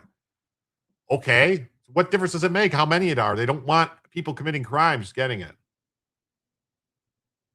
Yeah, just like even though Cook committed mortgage fraud before she was nominated, she's currently eligible to run the Fed and can't be removed. It's crazy. It's crazy. The overall amounted to a major reworking of the program that canceled loans for more than 1 million Americans. In his ruling, June noted that more than 100 supporting briefs were filed on behalf of the group challenging the rules, while none were forward. So it was a weight thing. Like more people said they were in favor of getting free money than the people. It's just ridiculous. Just ridiculous. That's ridiculous. Then it just keeps coming every fucking day. This judicial tyranny just keeps happening. Judge wraps Trump over bid to freeze Gateway tunnel funding. Flagrantly violates federal law. Wow, flagrantly violates federal law. You don't say. You don't say.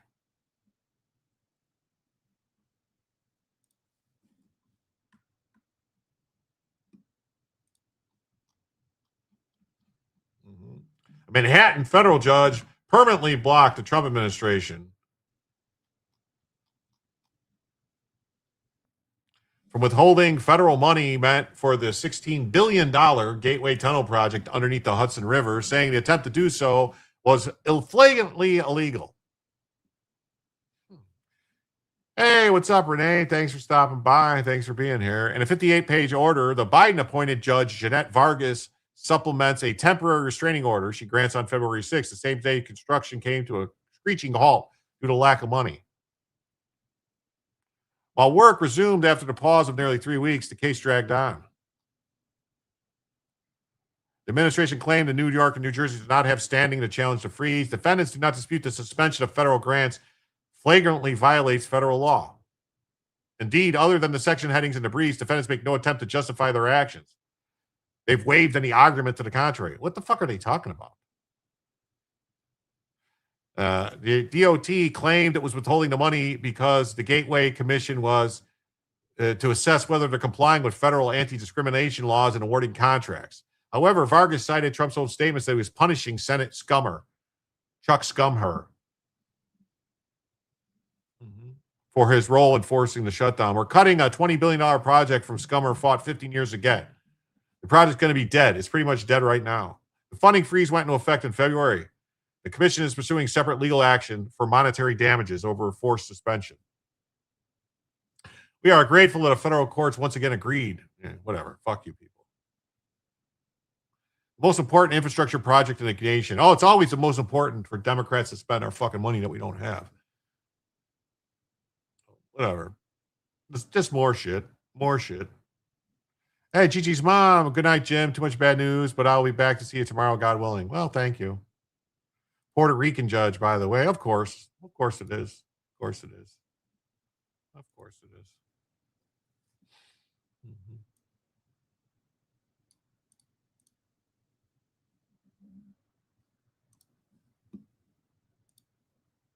Of course it is. I just can't, man. You know, just so much shit. It's just nonstop every fucking day, nonstop with this stuff. You know, it's like we seriously, it's like that. What was it called? Like 2 steps forward, 1 step back. It's more like 1 step forward, 2 steps back. Like nonstop all the time.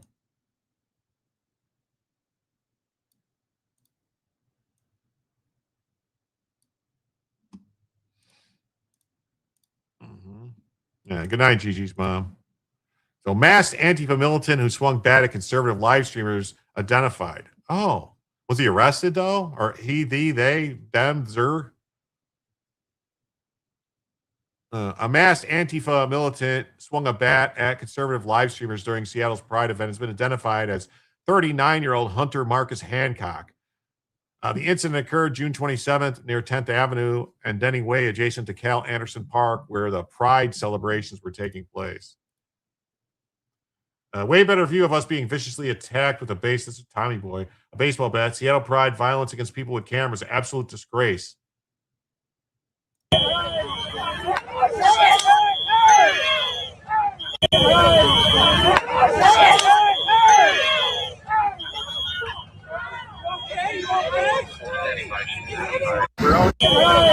Did you notice that the cop didn't even chase after the fucking guy or nothing? This cop's like, oh, people swinging bats at people. Let's just act like nothing happens.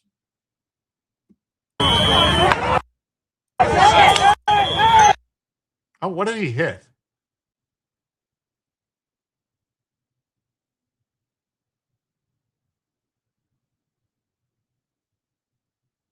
Oh, that was pepper spray. Somebody pepper sprayed him.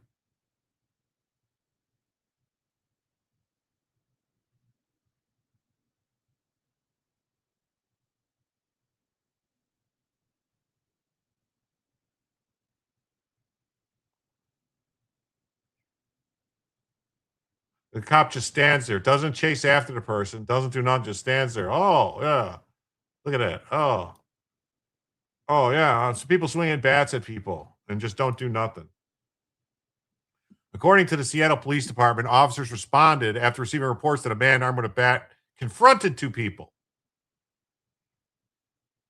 Police say the video of the incident showed the suspect swinging the bat and nearly striking one of the victims in the head.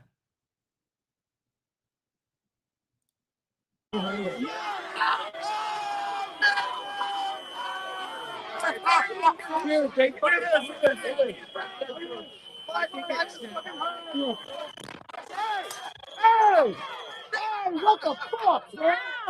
You okay? All right, you see that? Look at the cop. The cop saw him do it. The cop saw him do it. The cop just walks like, oh, I just walk all slow and act like I don't know what's going on. Although no injuries were reported, police say the suspect attempted to flee. Officers located him and took him into custody. Yeah, probably didn't even charge him with anything. He hit a woman and a guy. Yeah. Watch the live stream. They had to argue with the cops over it and go to a different location. Cops suggested they leave. He looks like he's radioing it in. Yeah. Head in the clouds. Cop told him, good job. Probably. So he's an Antifa pro-terrorism propaganda calling for killings. This is what the guy makes. Pro-terrorism calling for killings. Hancock was booked on suspicion of assault and obstruction. During his first court appearance, the attorney argued his client intended to strike the camera rather than the person operating it. Despite the argument, the judge found probable cause for assault and obstruction and ordered him to held on $35,000 bail. Video circulating appears to show the masked suspect running towards the videographer, forcefully swinging the bat, then running off. I didn't see it. It says other videos showed cops pursuing him. I didn't see any cops. Yeah, that's a lie. I seen him hit the two they spoke on video.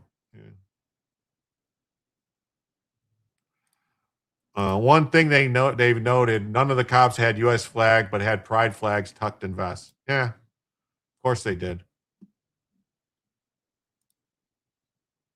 Of course they did. President Trump congratulates Xi Jinping and China on their massive birthright citizenship win after the Supreme Court decision. Tuesday, in a blow to its agenda, SCOTUS issued a ruling striking down Trump's day one executive order on birthright citizenship.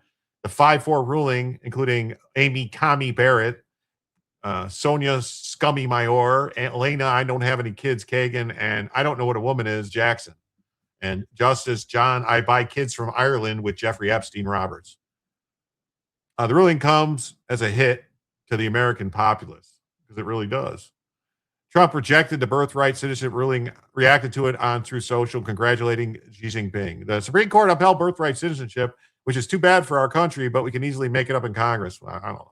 I really don't. So I would like to congratulate President Xi and the great country of China on their massive birthright citizenship win.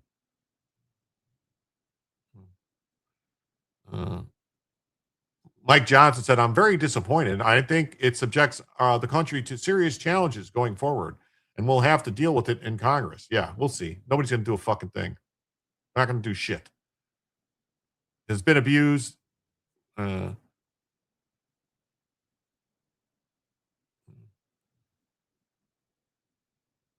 whatever.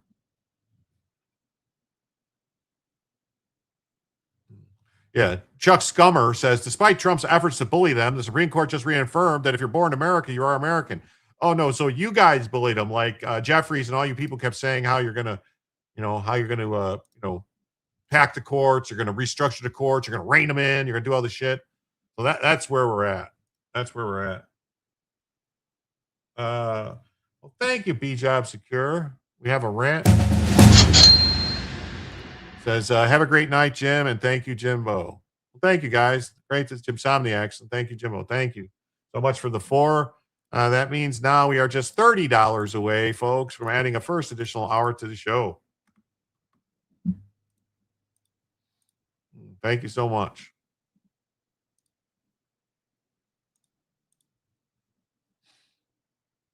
So,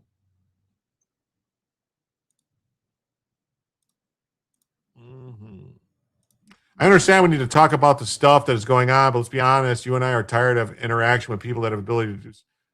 That we need to talk about the stuff that is going on, but to be honest with you, I am tired of the interaction of people that have the ability to do something about it.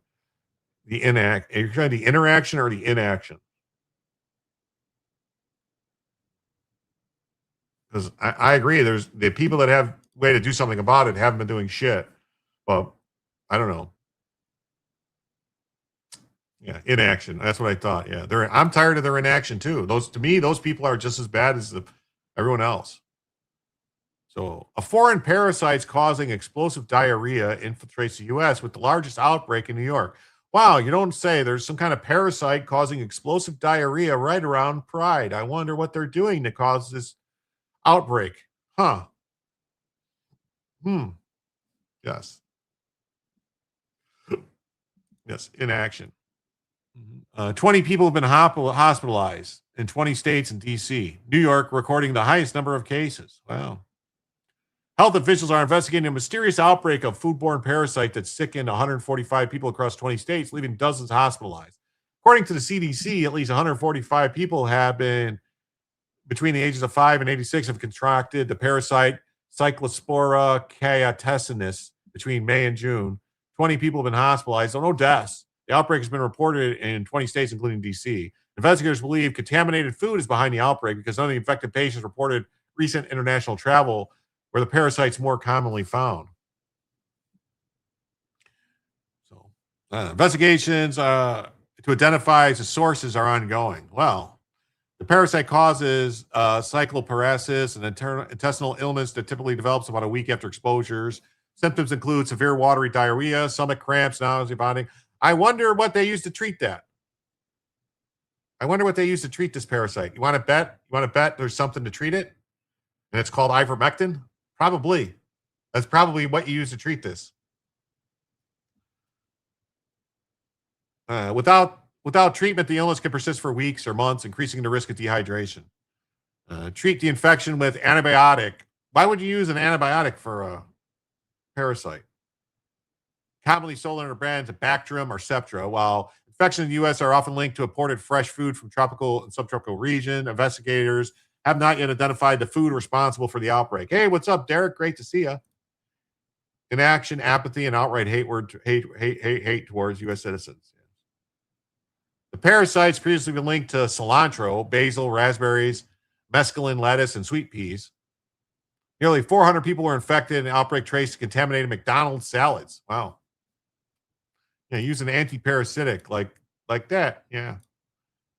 The CDC warned that the true number of cases is likely higher than the confirmed total, as additional infections may not have been diagnosed or reported.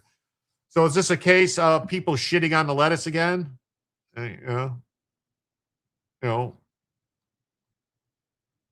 people shitting in the produce, pissing on the produce? Is that what it is? Or what is it?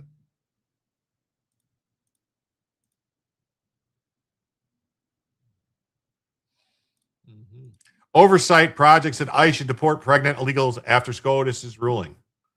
Well, thank you, Jules, for reposting the stream on X. Oh, I don't know. The Oversight Project has said the U.S. Immigration and Customs Enforcement must prioritize deportations of pregnant illegal women following the Supreme Court ruling.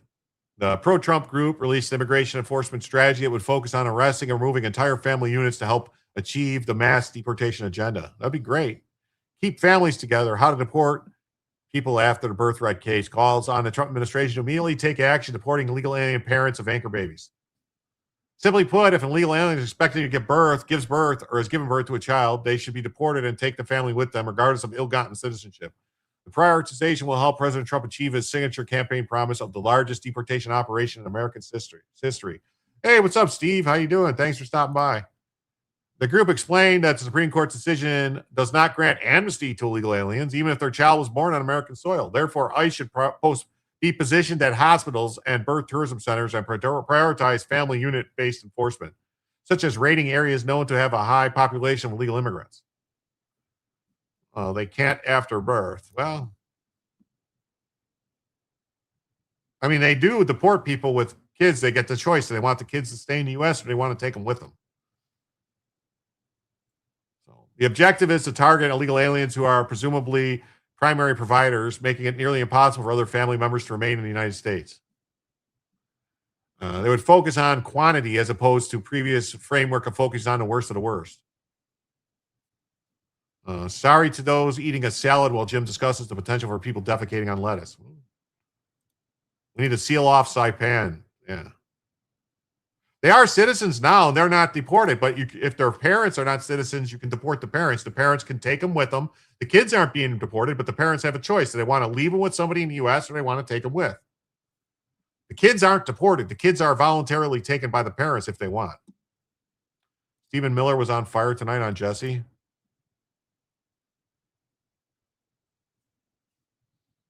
Now, the answer is to deport the parents. Chances are they will take the kids with them. They can return when they are 18. The kids can return whenever they want. They're U.S. citizens. The strategy includes using reconciliation to tax births by illegal immigrants and suspending visas. They should turn pregnant women away at the airports. CBP should deny entry. That's what they should do. People are, before they can get on a plane to come to the U.S., they actually have to go through like a pre-custom screening, and they should be like, oh, you're pregnant. You can't come. Turn around. Go away. Parents will just wait for their kid to turn 21 and immediately get reunification green cards. Yeah, that's probably what will happen. We need to get rid of that law that says they can do that.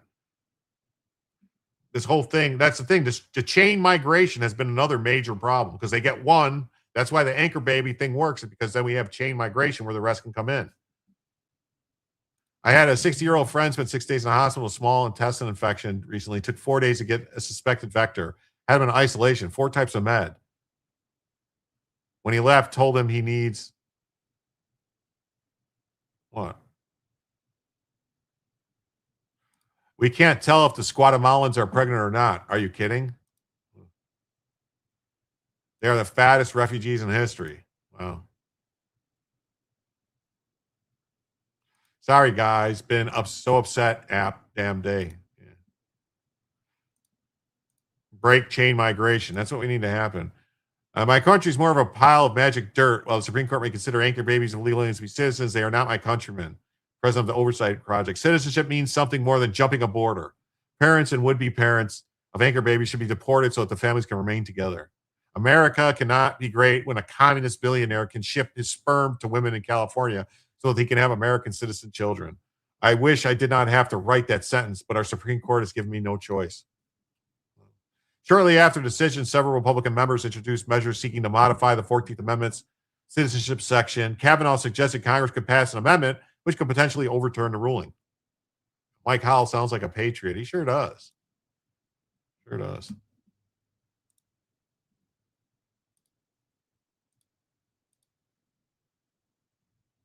Angel mom Jess Gorman unloads on demon rats after one of Biden's illegal aliens murders her daughter, Sheridan Gorman. Wow. Hey, look at gas is now under 70. Look at that. 69.87 right now on after hours trading. 69.87. That's good news.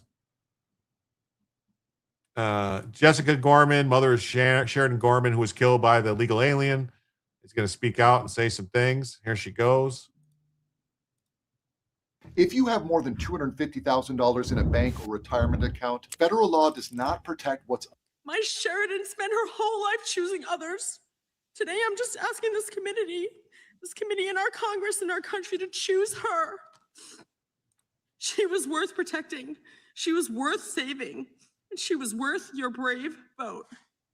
To all of those who have supported us, who have prayed for us, who have cried with us, and to those who have had the courage to speak out and say Sheridan's name, thank you. Because every time you say her name, you give a piece of her back to us. You remind the world that Sheridan was not a talking point. She wasn't a statistic or a headline. She was our daughter. She will always be my sweet sunshine. And if the people who failed her would rather look away, then I'm asking the rest of you to look right at her. Here she is. There's she and I. Here she is. This is taken the day before she died. Say her name, tell her story, and demand better. Because my Sheridan Grace Gorman should still be alive. And no mother should have to stand where I am standing, begging elected leaders to value my child's life after it's already too late. I cried when I came into the room. I saw this poster that you made. It says, at every stop, the system had a chance to stop him. At every step, it failed. And my daughter paid for those failures, your failures, with her life. No family should ever have to bury a child because public officials fail to put American lives first. I'm just asking you to choose us. We choose you. We choose you. Choose us. Why does my child matter less than an illegal immigrant? Why? Yeah, why? Why would that matter? Why would that be an issue? That's crazy. Northern Ireland historic Catholic convent near St. Patrick's tomb destroyed in deliberate fire as Christian Europe burns. Wow, so they're burning down Christian things. Wow. Historic Catholic convent near the burial site of St. Patrick in Northern Ireland was devastated by a deliberate fire Sunday night, forcing more than 70 fires into an overnight battle to save the adjacent parish church. The blaze, according to a report from the LifeSite News, broke out at the former convent and Mercy in Downpatrick, County Downs, around 7 p.m. By the time emergency crews arrived, the building was already engulfed in a well-developed fire. The Northern Ireland Fire and Rescue Service said the cause is believed to have been deliberate. No injuries were reported, but the damage to one of Downpatrick's most recognized Catholic landmarks was severe. If they don't think this is not going to cause more issues with the people in Ireland going after the people who started this fire, I don't know what to say.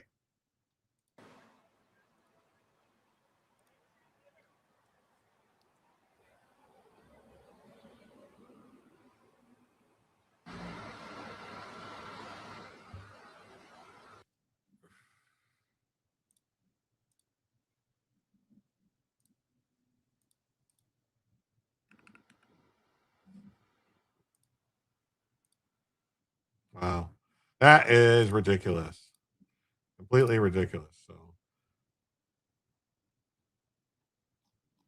So Covenant St. Patrick burial site burned down and Downpatrick media says nothing. The family expressed relief that St. Patrick's Church has been saved. Firefighters worked through the night to protect St. Patrick's, and we owe them an enormous debt of gratitude.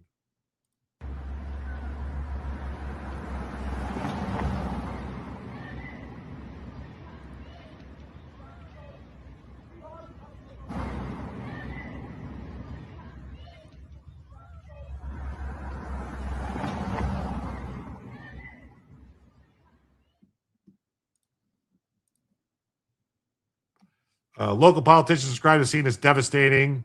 It's a terrible fire in such a historic part of our town. Southdown MLA Collins said many locals will remember the convent and the role it played over the years. The fire occurred in one of Ireland's most spiritually significant towns, closely associated with St. Patrick. I think a mosque was retaliated against. Probably. Britain did this to Ireland. Yeah. UK is putting out the fire with gasoline. Ah, yes, that's what they like to do over there. The symbolism can't be brushed aside. A former convent burning near the resting place of St. Patrick is not merely a local property loss. It's another wound to the Christian inheritance of Ireland and the wider West. Authorities have not announced a suspect or motive. There's currently no confirmed evidence linking the fire to immigration, Islam, or any organized anti-Christian campaign. Oh, I'm sure. It's just a coincidence. It's one of them big old coinky dinks, and it's a coinky dink. Destruction comes at a time when Catholic and Christian sites across Europe are being vandalized, desecrated, and in many cases burned. It's hard to ignore the shit's going on. France has become one of the clearest warning signs. Church fires, vandalism, property attacks have become a recurring feature of public life that once called itself the eldest daughter of the church. That's right. That's what France was, the eldest daughter of the church. In 2024, the Church of the Immaculate Conception in St. Omer was ravaged by fire when its bell tower collapsed. The suspect was later detained. Investigators treated it as an arson attack. Hey, what's up, Kelly J? Good evening. Nantes Cathedral was also set on fire by a Rwandan national who had been serving as a church volunteer. Same man later took trial for killing the father, Father Olivier, a Catholic priest who sheltered him after his release from detention. Not every major church fire has been criminal. Notre Dame and Rouen Cathedral were treated by authorities as likely accidental. Yeah, because they covered it up. But even those do not calm Christian communities. The sight of ancient churches in flames, whether through arson, negligence, or decay, reinforces the sense that Europe is losing the will to defend its own sacred patrimony. This is why it matters. Ireland has been shaken by rapid demographic and cultural change. The country has been transformed by an influx of savages from the third world. The issue for many Irish Catholics is not simply numbers, it's whether a historically Christian nation can survive when its ruling class treats borders and faith as a memory and national continuity as obstacles to be overcome. Large-scale immigration from societies with very different religious and cultural foundations has intensified the debate. The concern is not hatred, it's just the preservation of what has come before, of heritage, of history. For a growing number of right-wing Catholics, the answer must be renewal rather than apology. Ireland and the rest of the West must restore respect for the church and defend Christian holy places, enforce borders, and reject the globalist lie that nations have no right to preserve themselves. God wills it.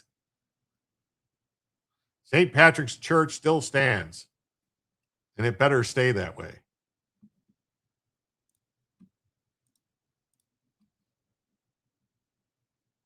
Stephen Miller goes off on the Supreme Court, an epic rant, which I'd like to see. Never zero your optic. Never zero your optic again. What? Yeah, because you found in the heart of the American Republic. Look, Jesse, I can step tomorrow onto the deck of a 747. It does not mean that I am the pilot of that plane and I'm qualified to fly it. Just physically being on U.S. soil does not make you a citizen or qualified to carry on or capable of executing the inheritance of this country.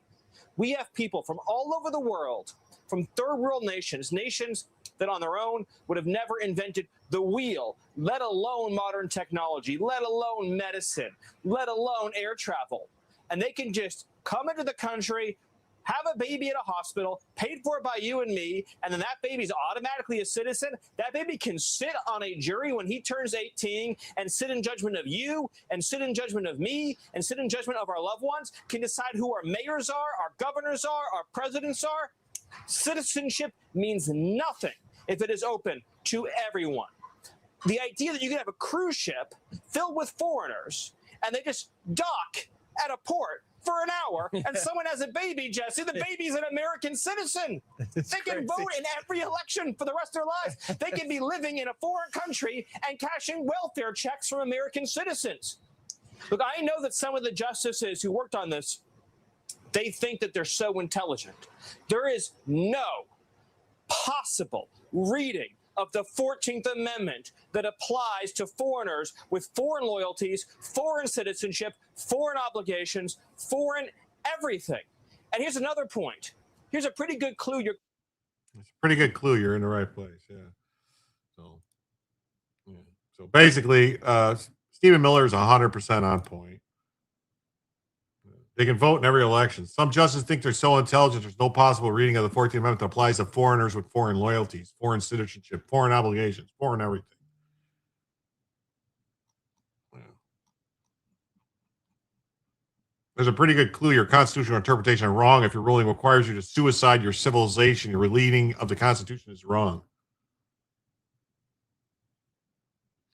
Yeah. I agree with Miller. I agree. Tennessee University to pay professor $1.9 million after calling Charlie Kirk a disgusting psychopath. Wow. Really? Oh, let's see what this is.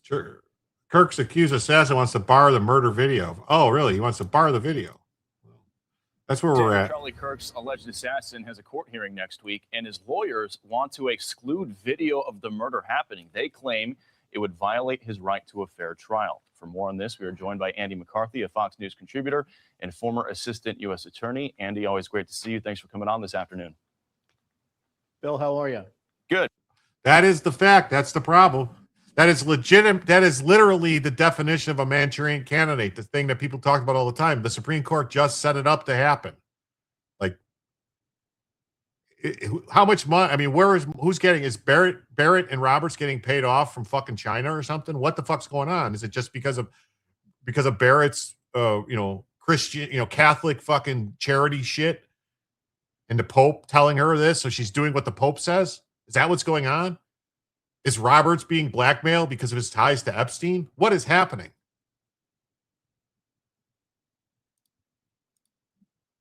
Good. So I'm looking forward to getting your thoughts here. So this hearing next week, it's not on the merits of the case. It's the defense trying to get a county prosecutor off the case because they feel there's a conflict of interest because that prosecutor has a child who goes to Utah Valley University. So they're saying showing this video of the murder during that hearing about a conflict of interest is irrelevant.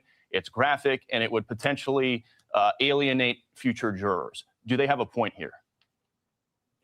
Well, they have a point, Bill, in the sense that it's not really necessary for the judge to view that video in the context of deciding whether the prosecutor has to be removed because he's got a daughter who may have been either at the school or in the audience.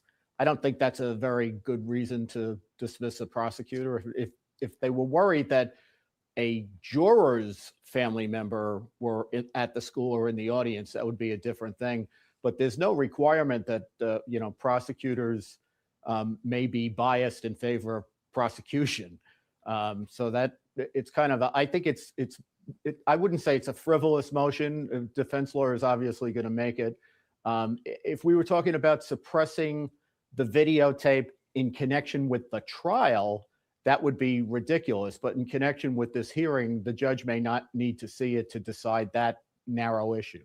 Yeah, and here's a little bit more on the motion the defense filed here. It says in part, quote, nothing about the motion or the state's opposition necessitates the viewing of the moments just before or the moment of Mr. Kirk's death and the captured audio in order to reach a legal conclusion about the existence of that actual or apparent and unwaivable conflict of interest. They go on to say that the video is, quote, graphic and highly disturbing. So, Andy, to your point, they're not saying the video can't be played during the actual trial. They just don't think it's relevant for this hearing here. Your thoughts?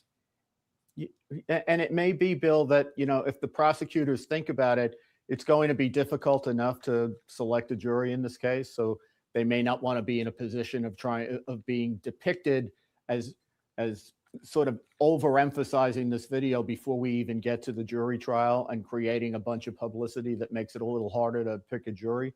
But look, this is a horrific murder, and there's no way to sanitize it into a way that it's not a horrific murder. And when it gets down to trial, the government is entitled to prove its case. Yeah, and to your point, murder is graphic and disturbing, right? Let's take a look at some of the laundry list of charges that Robinson is facing. University of Tennessee professor will receive $1.9 million to settle a lawsuit accusing the school of violating her constitutional rights after officials sought to discipline her over social media posts criticizing Charlie Kirk. I mean, I don't know. Just calling him a disgusting psychopath, that's opinion. I mean, that's her opinion to say that stuff. I mean, this is like, that shouldn't have been, if they disciplined her for saying that, I don't understand. Like that is a violation of First Amendment. You know, if she started talking about he deserved to be killed and stuff like that, but you know, that's like I'm sorry, you know, I could say that, you know, Barack Obama is a disgusting psychopath. That's my First Amendment right to say it. She was put on administrative leave following a social media post where she said, in part, the world is the world is better off without him. His kids are better off without him. Okay, that's a little different now. She's basically justifying his murder. This is different. This is like say like, oh, they see how they try to say, oh, she called him a disgusting psychopath. Well, that's different than this other stuff, saying that the world is better off without him. Okay, his kids are better off without him. Oh, well, that's, you know, those are words that should, like, why are they and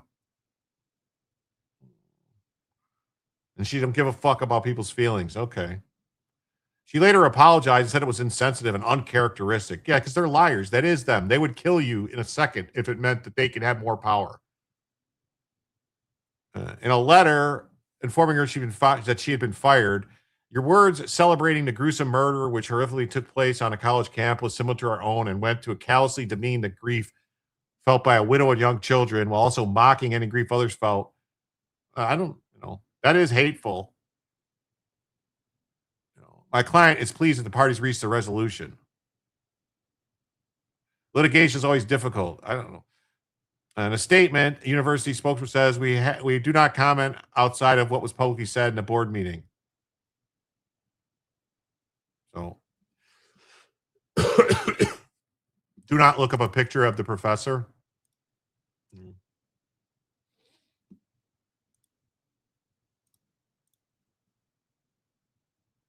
Clinton judge blocks Hegseth for enforcing escort requirement for reporters. What? A federal judge on Tuesday issued a preliminary injunction blocking the Pentagon policy requiring escorts for reporters. So what, reporters can just roam around in the Pentagon unsupervised, go where they want, go into people's offices and look for shit? This is ridiculous. Paul Friedman, a Clinton appointee, signed it with the New York Times and blocked the Pentagon from enforcing its policy requiring reporters to be accompanied by an official escort. The judge's injunction only applies to reporters with the New York Times. Oh, so New York Times is special. A federal district court blocked the Department of Defense from requiring journalists to be accompanied by an escort official in the Pentagon. The Times sued the Pentagon to halt its escort mandate, and it's contravening a reporter's ability to report on the department and the U.S. military quickly, accurately, and comprehensively. They're singling out journalists, and the escort policy undercuts the basis assumption of our political system that the press will serve as an important restraint on government. I think that it's at least a 70 cents, probably higher, of all decisions done by Trump administration have been blocked by a federal judge. Yeah. The Pentagon did immediately not respond. The ruling makes the latest legal setback in the Department of Defense year-long effort to crack down on, it's not a crackdown on press freedoms. Pentagon reporters turned their badges after refusing to sign new security rule. Pete Hegseth demanded that reporters agree by 5 p.m. to the new policy or hand in their press badges within 24 hours. Later that day, they turned in their badges. Journalists who cover the Pentagon had to choose today between signing a pledge that would make it impossible to do independent journalism. Oh, signing a pledge that you won't fucking publish classified information? The New York Times sued and successfully pushed back on the policies with help of far-left judges. Yeah, I mean,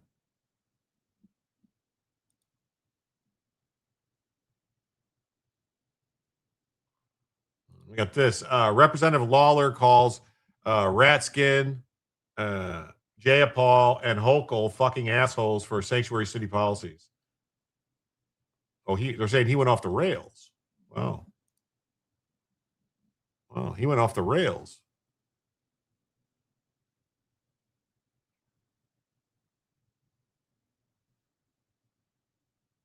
Well,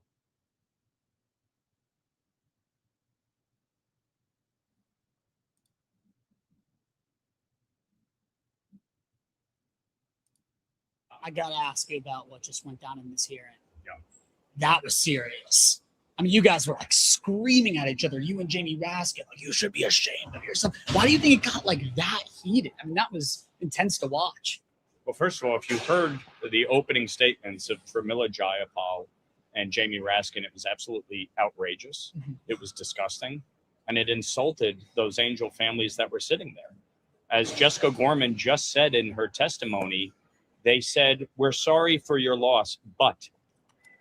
There's no but. Sanctuary policies are the reason their daughter is dead. How anybody can support allowing criminal aliens to stay in this country and prohibiting local and state law enforcement from cooperating with federal officials is beyond measure.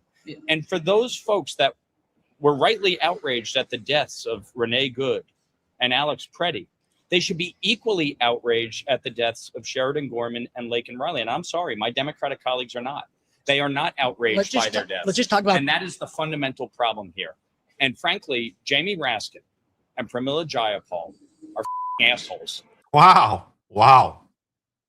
I will say, he said rightly outraged by the deaths of Renee Good and Alex Preddy. Those people got themselves killed by their own actions. Renee Good ran over hit an ICE agent with her car, a CBP agent with her car. She used her car as a deadly weapon. I mean, anybody else does that to any cop, what's going to happen? You're going to get shot. I mean, what is going on? What is going on in this fucking country that people think this is acceptable?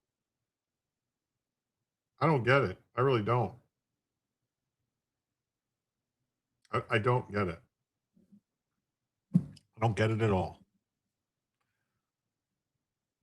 Claude Fable 5 is back tomorrow. Finally, government removed the ban. Oh.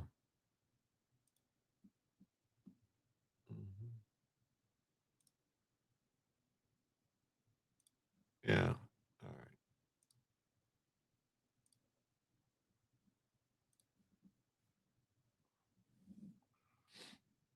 Well, their conduct in that hearing was disgraceful. I'm introducing my constituents. They lost their daughter. I'm telling their story and the tragedy that they've had to endure because my colleagues refuse to cooperate when it comes to enforcing our immigration laws, holding criminals accountable.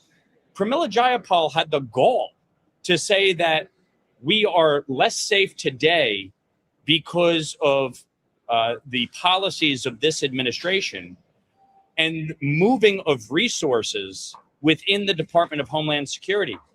These folks shut down the Department of Homeland Security for 118 days. For 100, no, don't say yeah, but.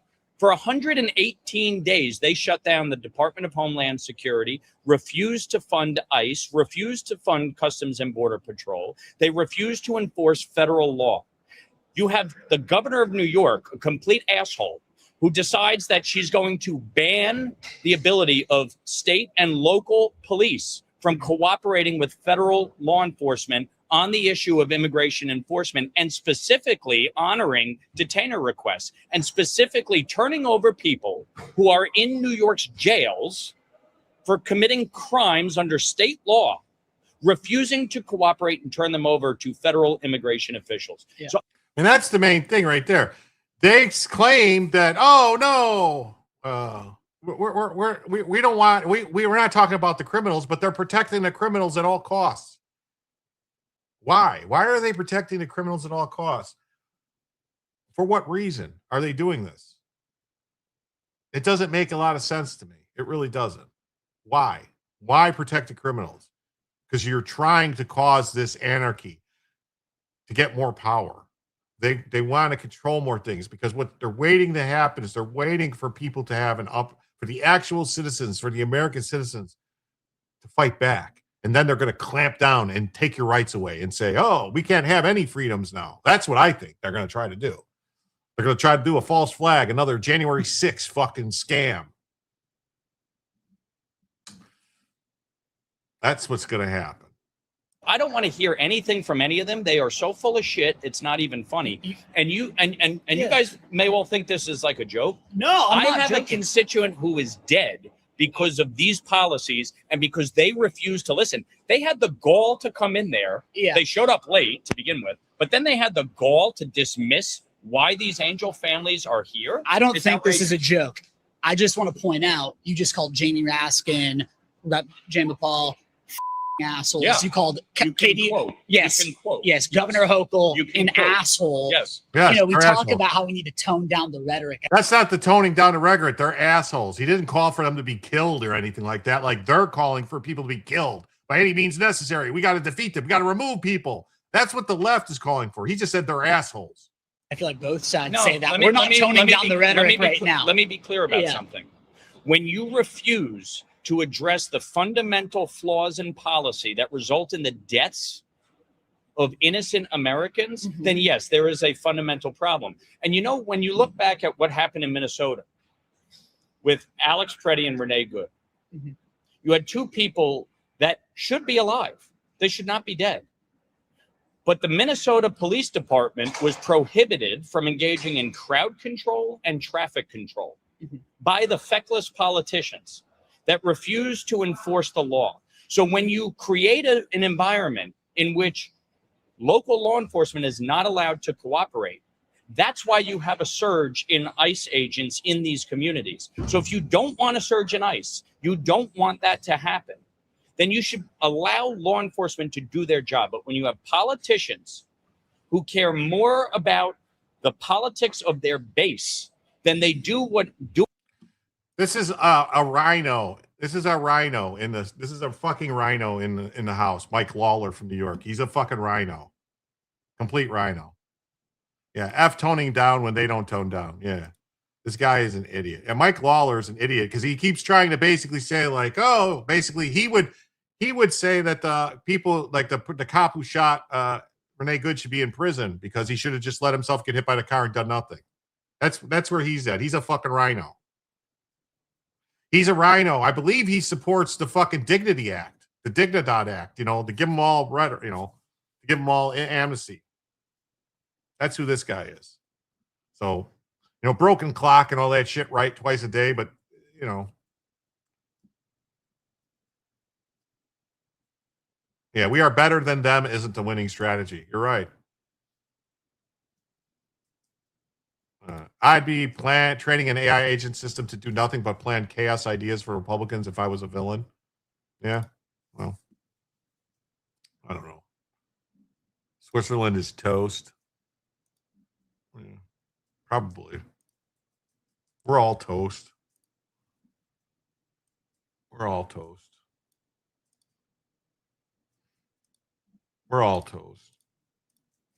Swiss apologizes to trans male detained for swimming in women's nude bathing area. Oh, they apologize. Sorry. You're watching AI News. Sorry, Stone. Yeah, well. He probably called TMZ. Probably.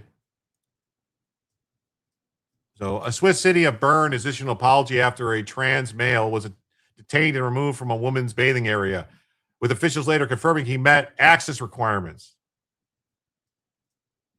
I'm retiring and I donated $5. I make $500 a month on Social Security. That's all right. You know, it is what it is, man. Sometimes we don't hit the goal. Sometimes we only go, you know, the first 2 hours or whatever. Why did we stop calling them transvestites? I don't know. Hey, Dusky Dawn, great to see you. So city authorities in retrospect said the decision proved to be wrong. Oh, yeah, it's okay to have a man in a women's area. Yeah. Lawler also voted with the Dems to stop ending TPS for Haitians. Yes, he did. Another meaningless thing because it's not going anywhere.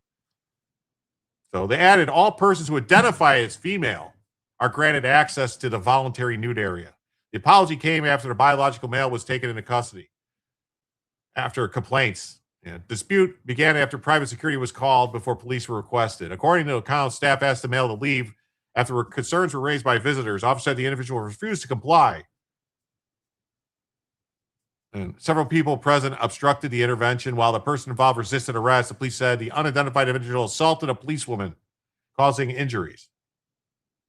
Oh, Drunken Senpai is rated to stream. That's not good because I was just getting ready to end. Transvestite is strictly cross-dressing, not sex gender dysphoria. Yeah, it's all the same thing. This is from I Rule. I was told to give it to you. Well, thank you. Thank you. That means we're now 25 away from adding a first additional hour to the show. Thank you so much. Yes, we got a raid. Thank you so much. The drunken will be okay.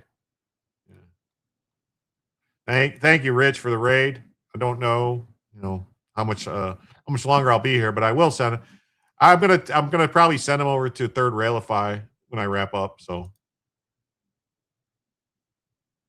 the trans male supporters disputed the handling, saying that the police was disproportionate. The person, including several large bruises, was fighting with the cops and stuff like that. Okay. They also criticized how 3 male officers had entered the women-only area. The guy was a man. It was a man with a dick in a women's area, but they want women to come in.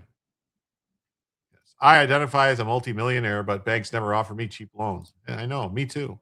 I identify as a billionaire, but every time I go to the Lamborghini dealership, they won't let me leave with one. So yeah, demonstration. So the police have opened an investigation into the circumstances surrounding the arrest. Oh yeah, sure. They'll say it was the cops' fault for not just letting the guy punch him in the face and stay there. All right. Why most Black Americans say they'll never fly the American flag? You don't say. Why would they never fly the American flag? Jerry Esters proudly displays American flag each day on his Detroit home. A few miles away, Yvonne Pistanici says there's no scenario under which she would allow the Stars and Stripes to cast its shadow where she lives. When you send us over there, you're speaking to YouTuber Rondo. I never get sent anywhere when your stream ends. On YouTube, probably gonna, I don't know. For Esters, the flag represents opportunities that allowed the great-great-grandson of a slave to find success and flourish. Pistacchi simply says America identified by the flag is not the same country she saw growing up. But why does that one name not sound like a black? Pistacchini sounds like a white woman. America's views on Old Glory are divided by politics, age, and race. So here's this guy, Jerry Esters, who says, I'll fly the flag because it's great. Send him to Liberia. Yeah, but why does Pistacchini sound like a white woman? They're not going to show the woman, are they? No, they're not going to show the white woman complaining about the flag, saying, I'll never do it because it's not the country I saw growing up.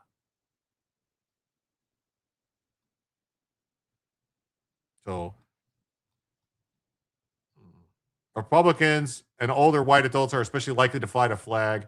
A lot of Black Americans see the flag as a symbol of inclusion and exclusion, says a Dartmouth professor. A survey of 2,596 adults that was conducted suggests that older white Americans, especially Republicans, are more likely to see the flag as unifying. Wow.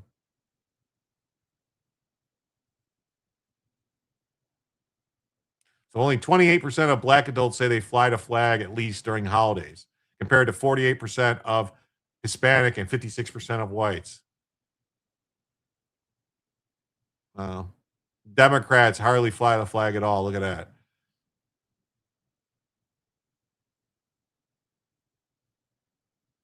Just barely. About half of U.S. adults say they display the flag at home through most of the year or during holidays.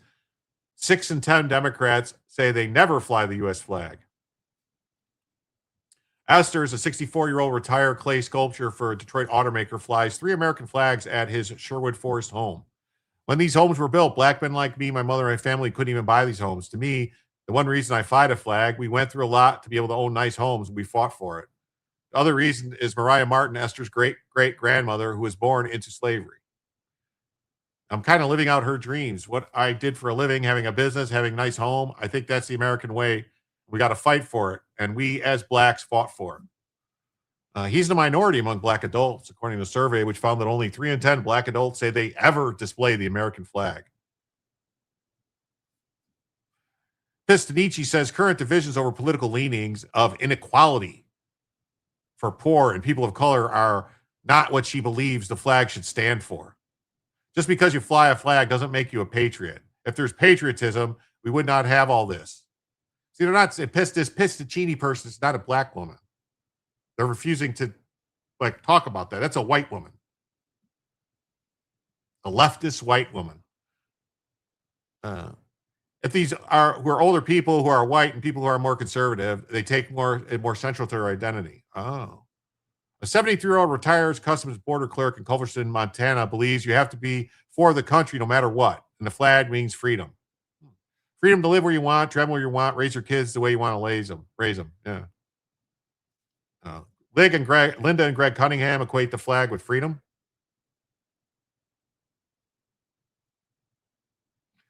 Do I predict FEMA? I don't know what that is. FIMA. What do you mean? We created a whole country for them. Let them build Wakanda in Liberia.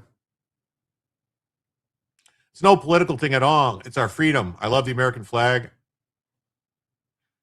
Of those who took the survey, 47% see the flag as more unifying. About 60% call it a divisive icon. These people, what the fuck, man? I mean,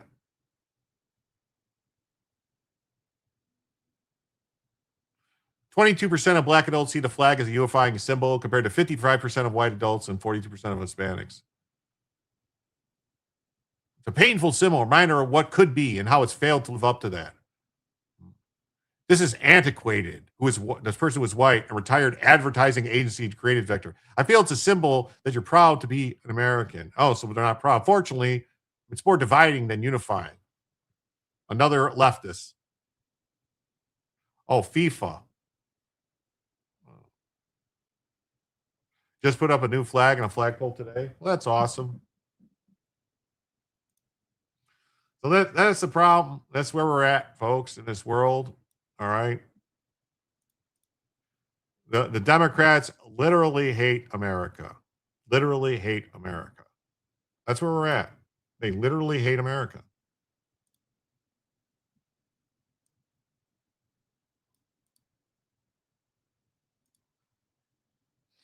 They literally hate America. The people who want to fly foreign flags, not the U.S. flag, should be exiled from the country. Yes. I fly my flag proudly. Williams is a member of the AP's race and ethnicity team. Wow.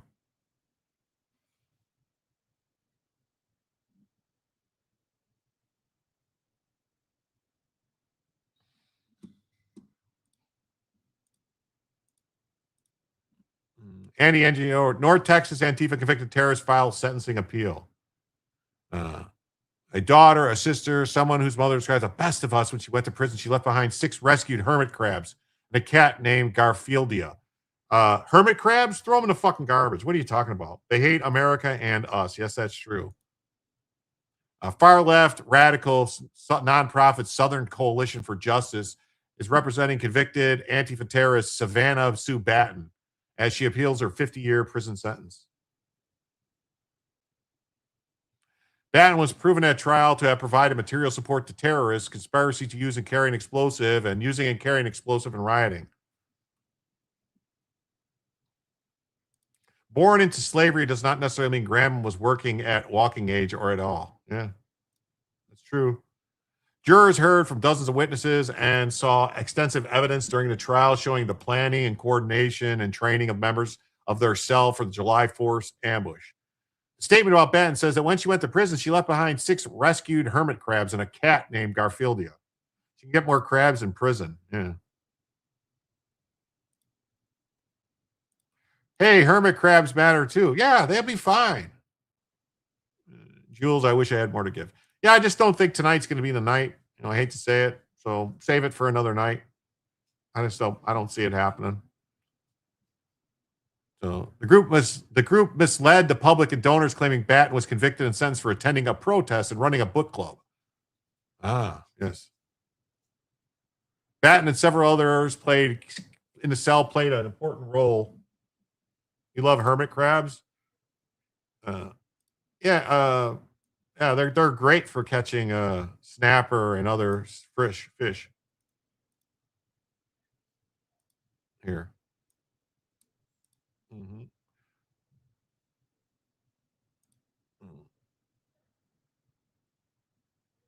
Co-defendant Marcela Rudo had her husband a Mexican citizen hide evidence after she was arrested, but this conspiracy was uncovered and proven at trial. Batten was among 16 convicted for the shooting attack at the Prairieland Detention Center, an effort to hide the ringleader, Benjamin Song, as he evaded authorities for 11 days. I fly mine, but there's only 7 houses on my street. Don't do the crime if you don't want to do the time. And we live in a town where many people have flown Trump flags. I live with my 84-year-old mom. She won't let me fly the flag because she's afraid of the nuts. Oh, wow.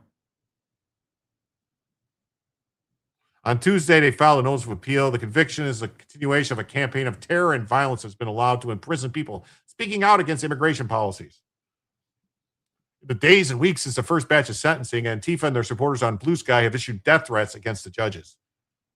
SCSJ is among dozens of far-left extremist groups providing legal aid to far-left violent extremists. So that's just ridiculous. So, well, everybody, we went 2.5 hours. We didn't hit the goal. So I think that's going to be it for the night. I will send everybody over to Cynic over on FFS. I will jump in there probably and join them for a little bit. I don't know what's been going on. It seems, I want to appreciate everybody who's here, all the people who show up, but it's been weird the last several days, like 4 or 5 shows. I've been losing subscribers and less people are coming. So I don't know if I did something or something's changed where we've gone from normally having 150, 180 people watching to under 100 several times. I don't know. I don't know what I did. Don't do the crime if you don't want to leave your pets behind. Oh, okay. All right. Sorry about that. So, but I'm sorry, whatever. People don't like the show anymore. I don't know. We need to stand up for the truth. The cats would be better off without her. You've been sick. It's not you, it's me.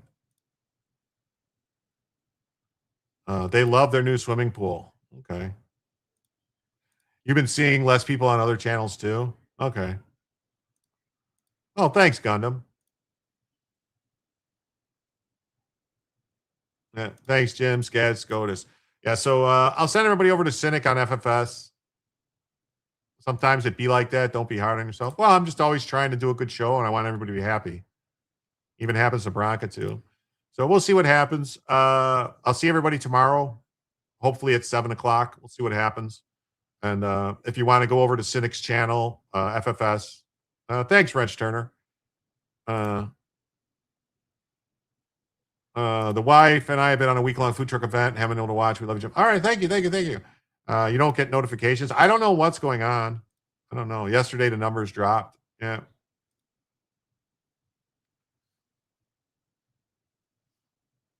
All good show. Thank you. Summertime, lots of people traveling. Yeah, it could be it. Could just be that. You know, it is the holiday, 4th of July, so people probably going on vacation, stuff like that. So I want to thank everybody who's been here and ask you to come back tomorrow and let Jim tell you the news.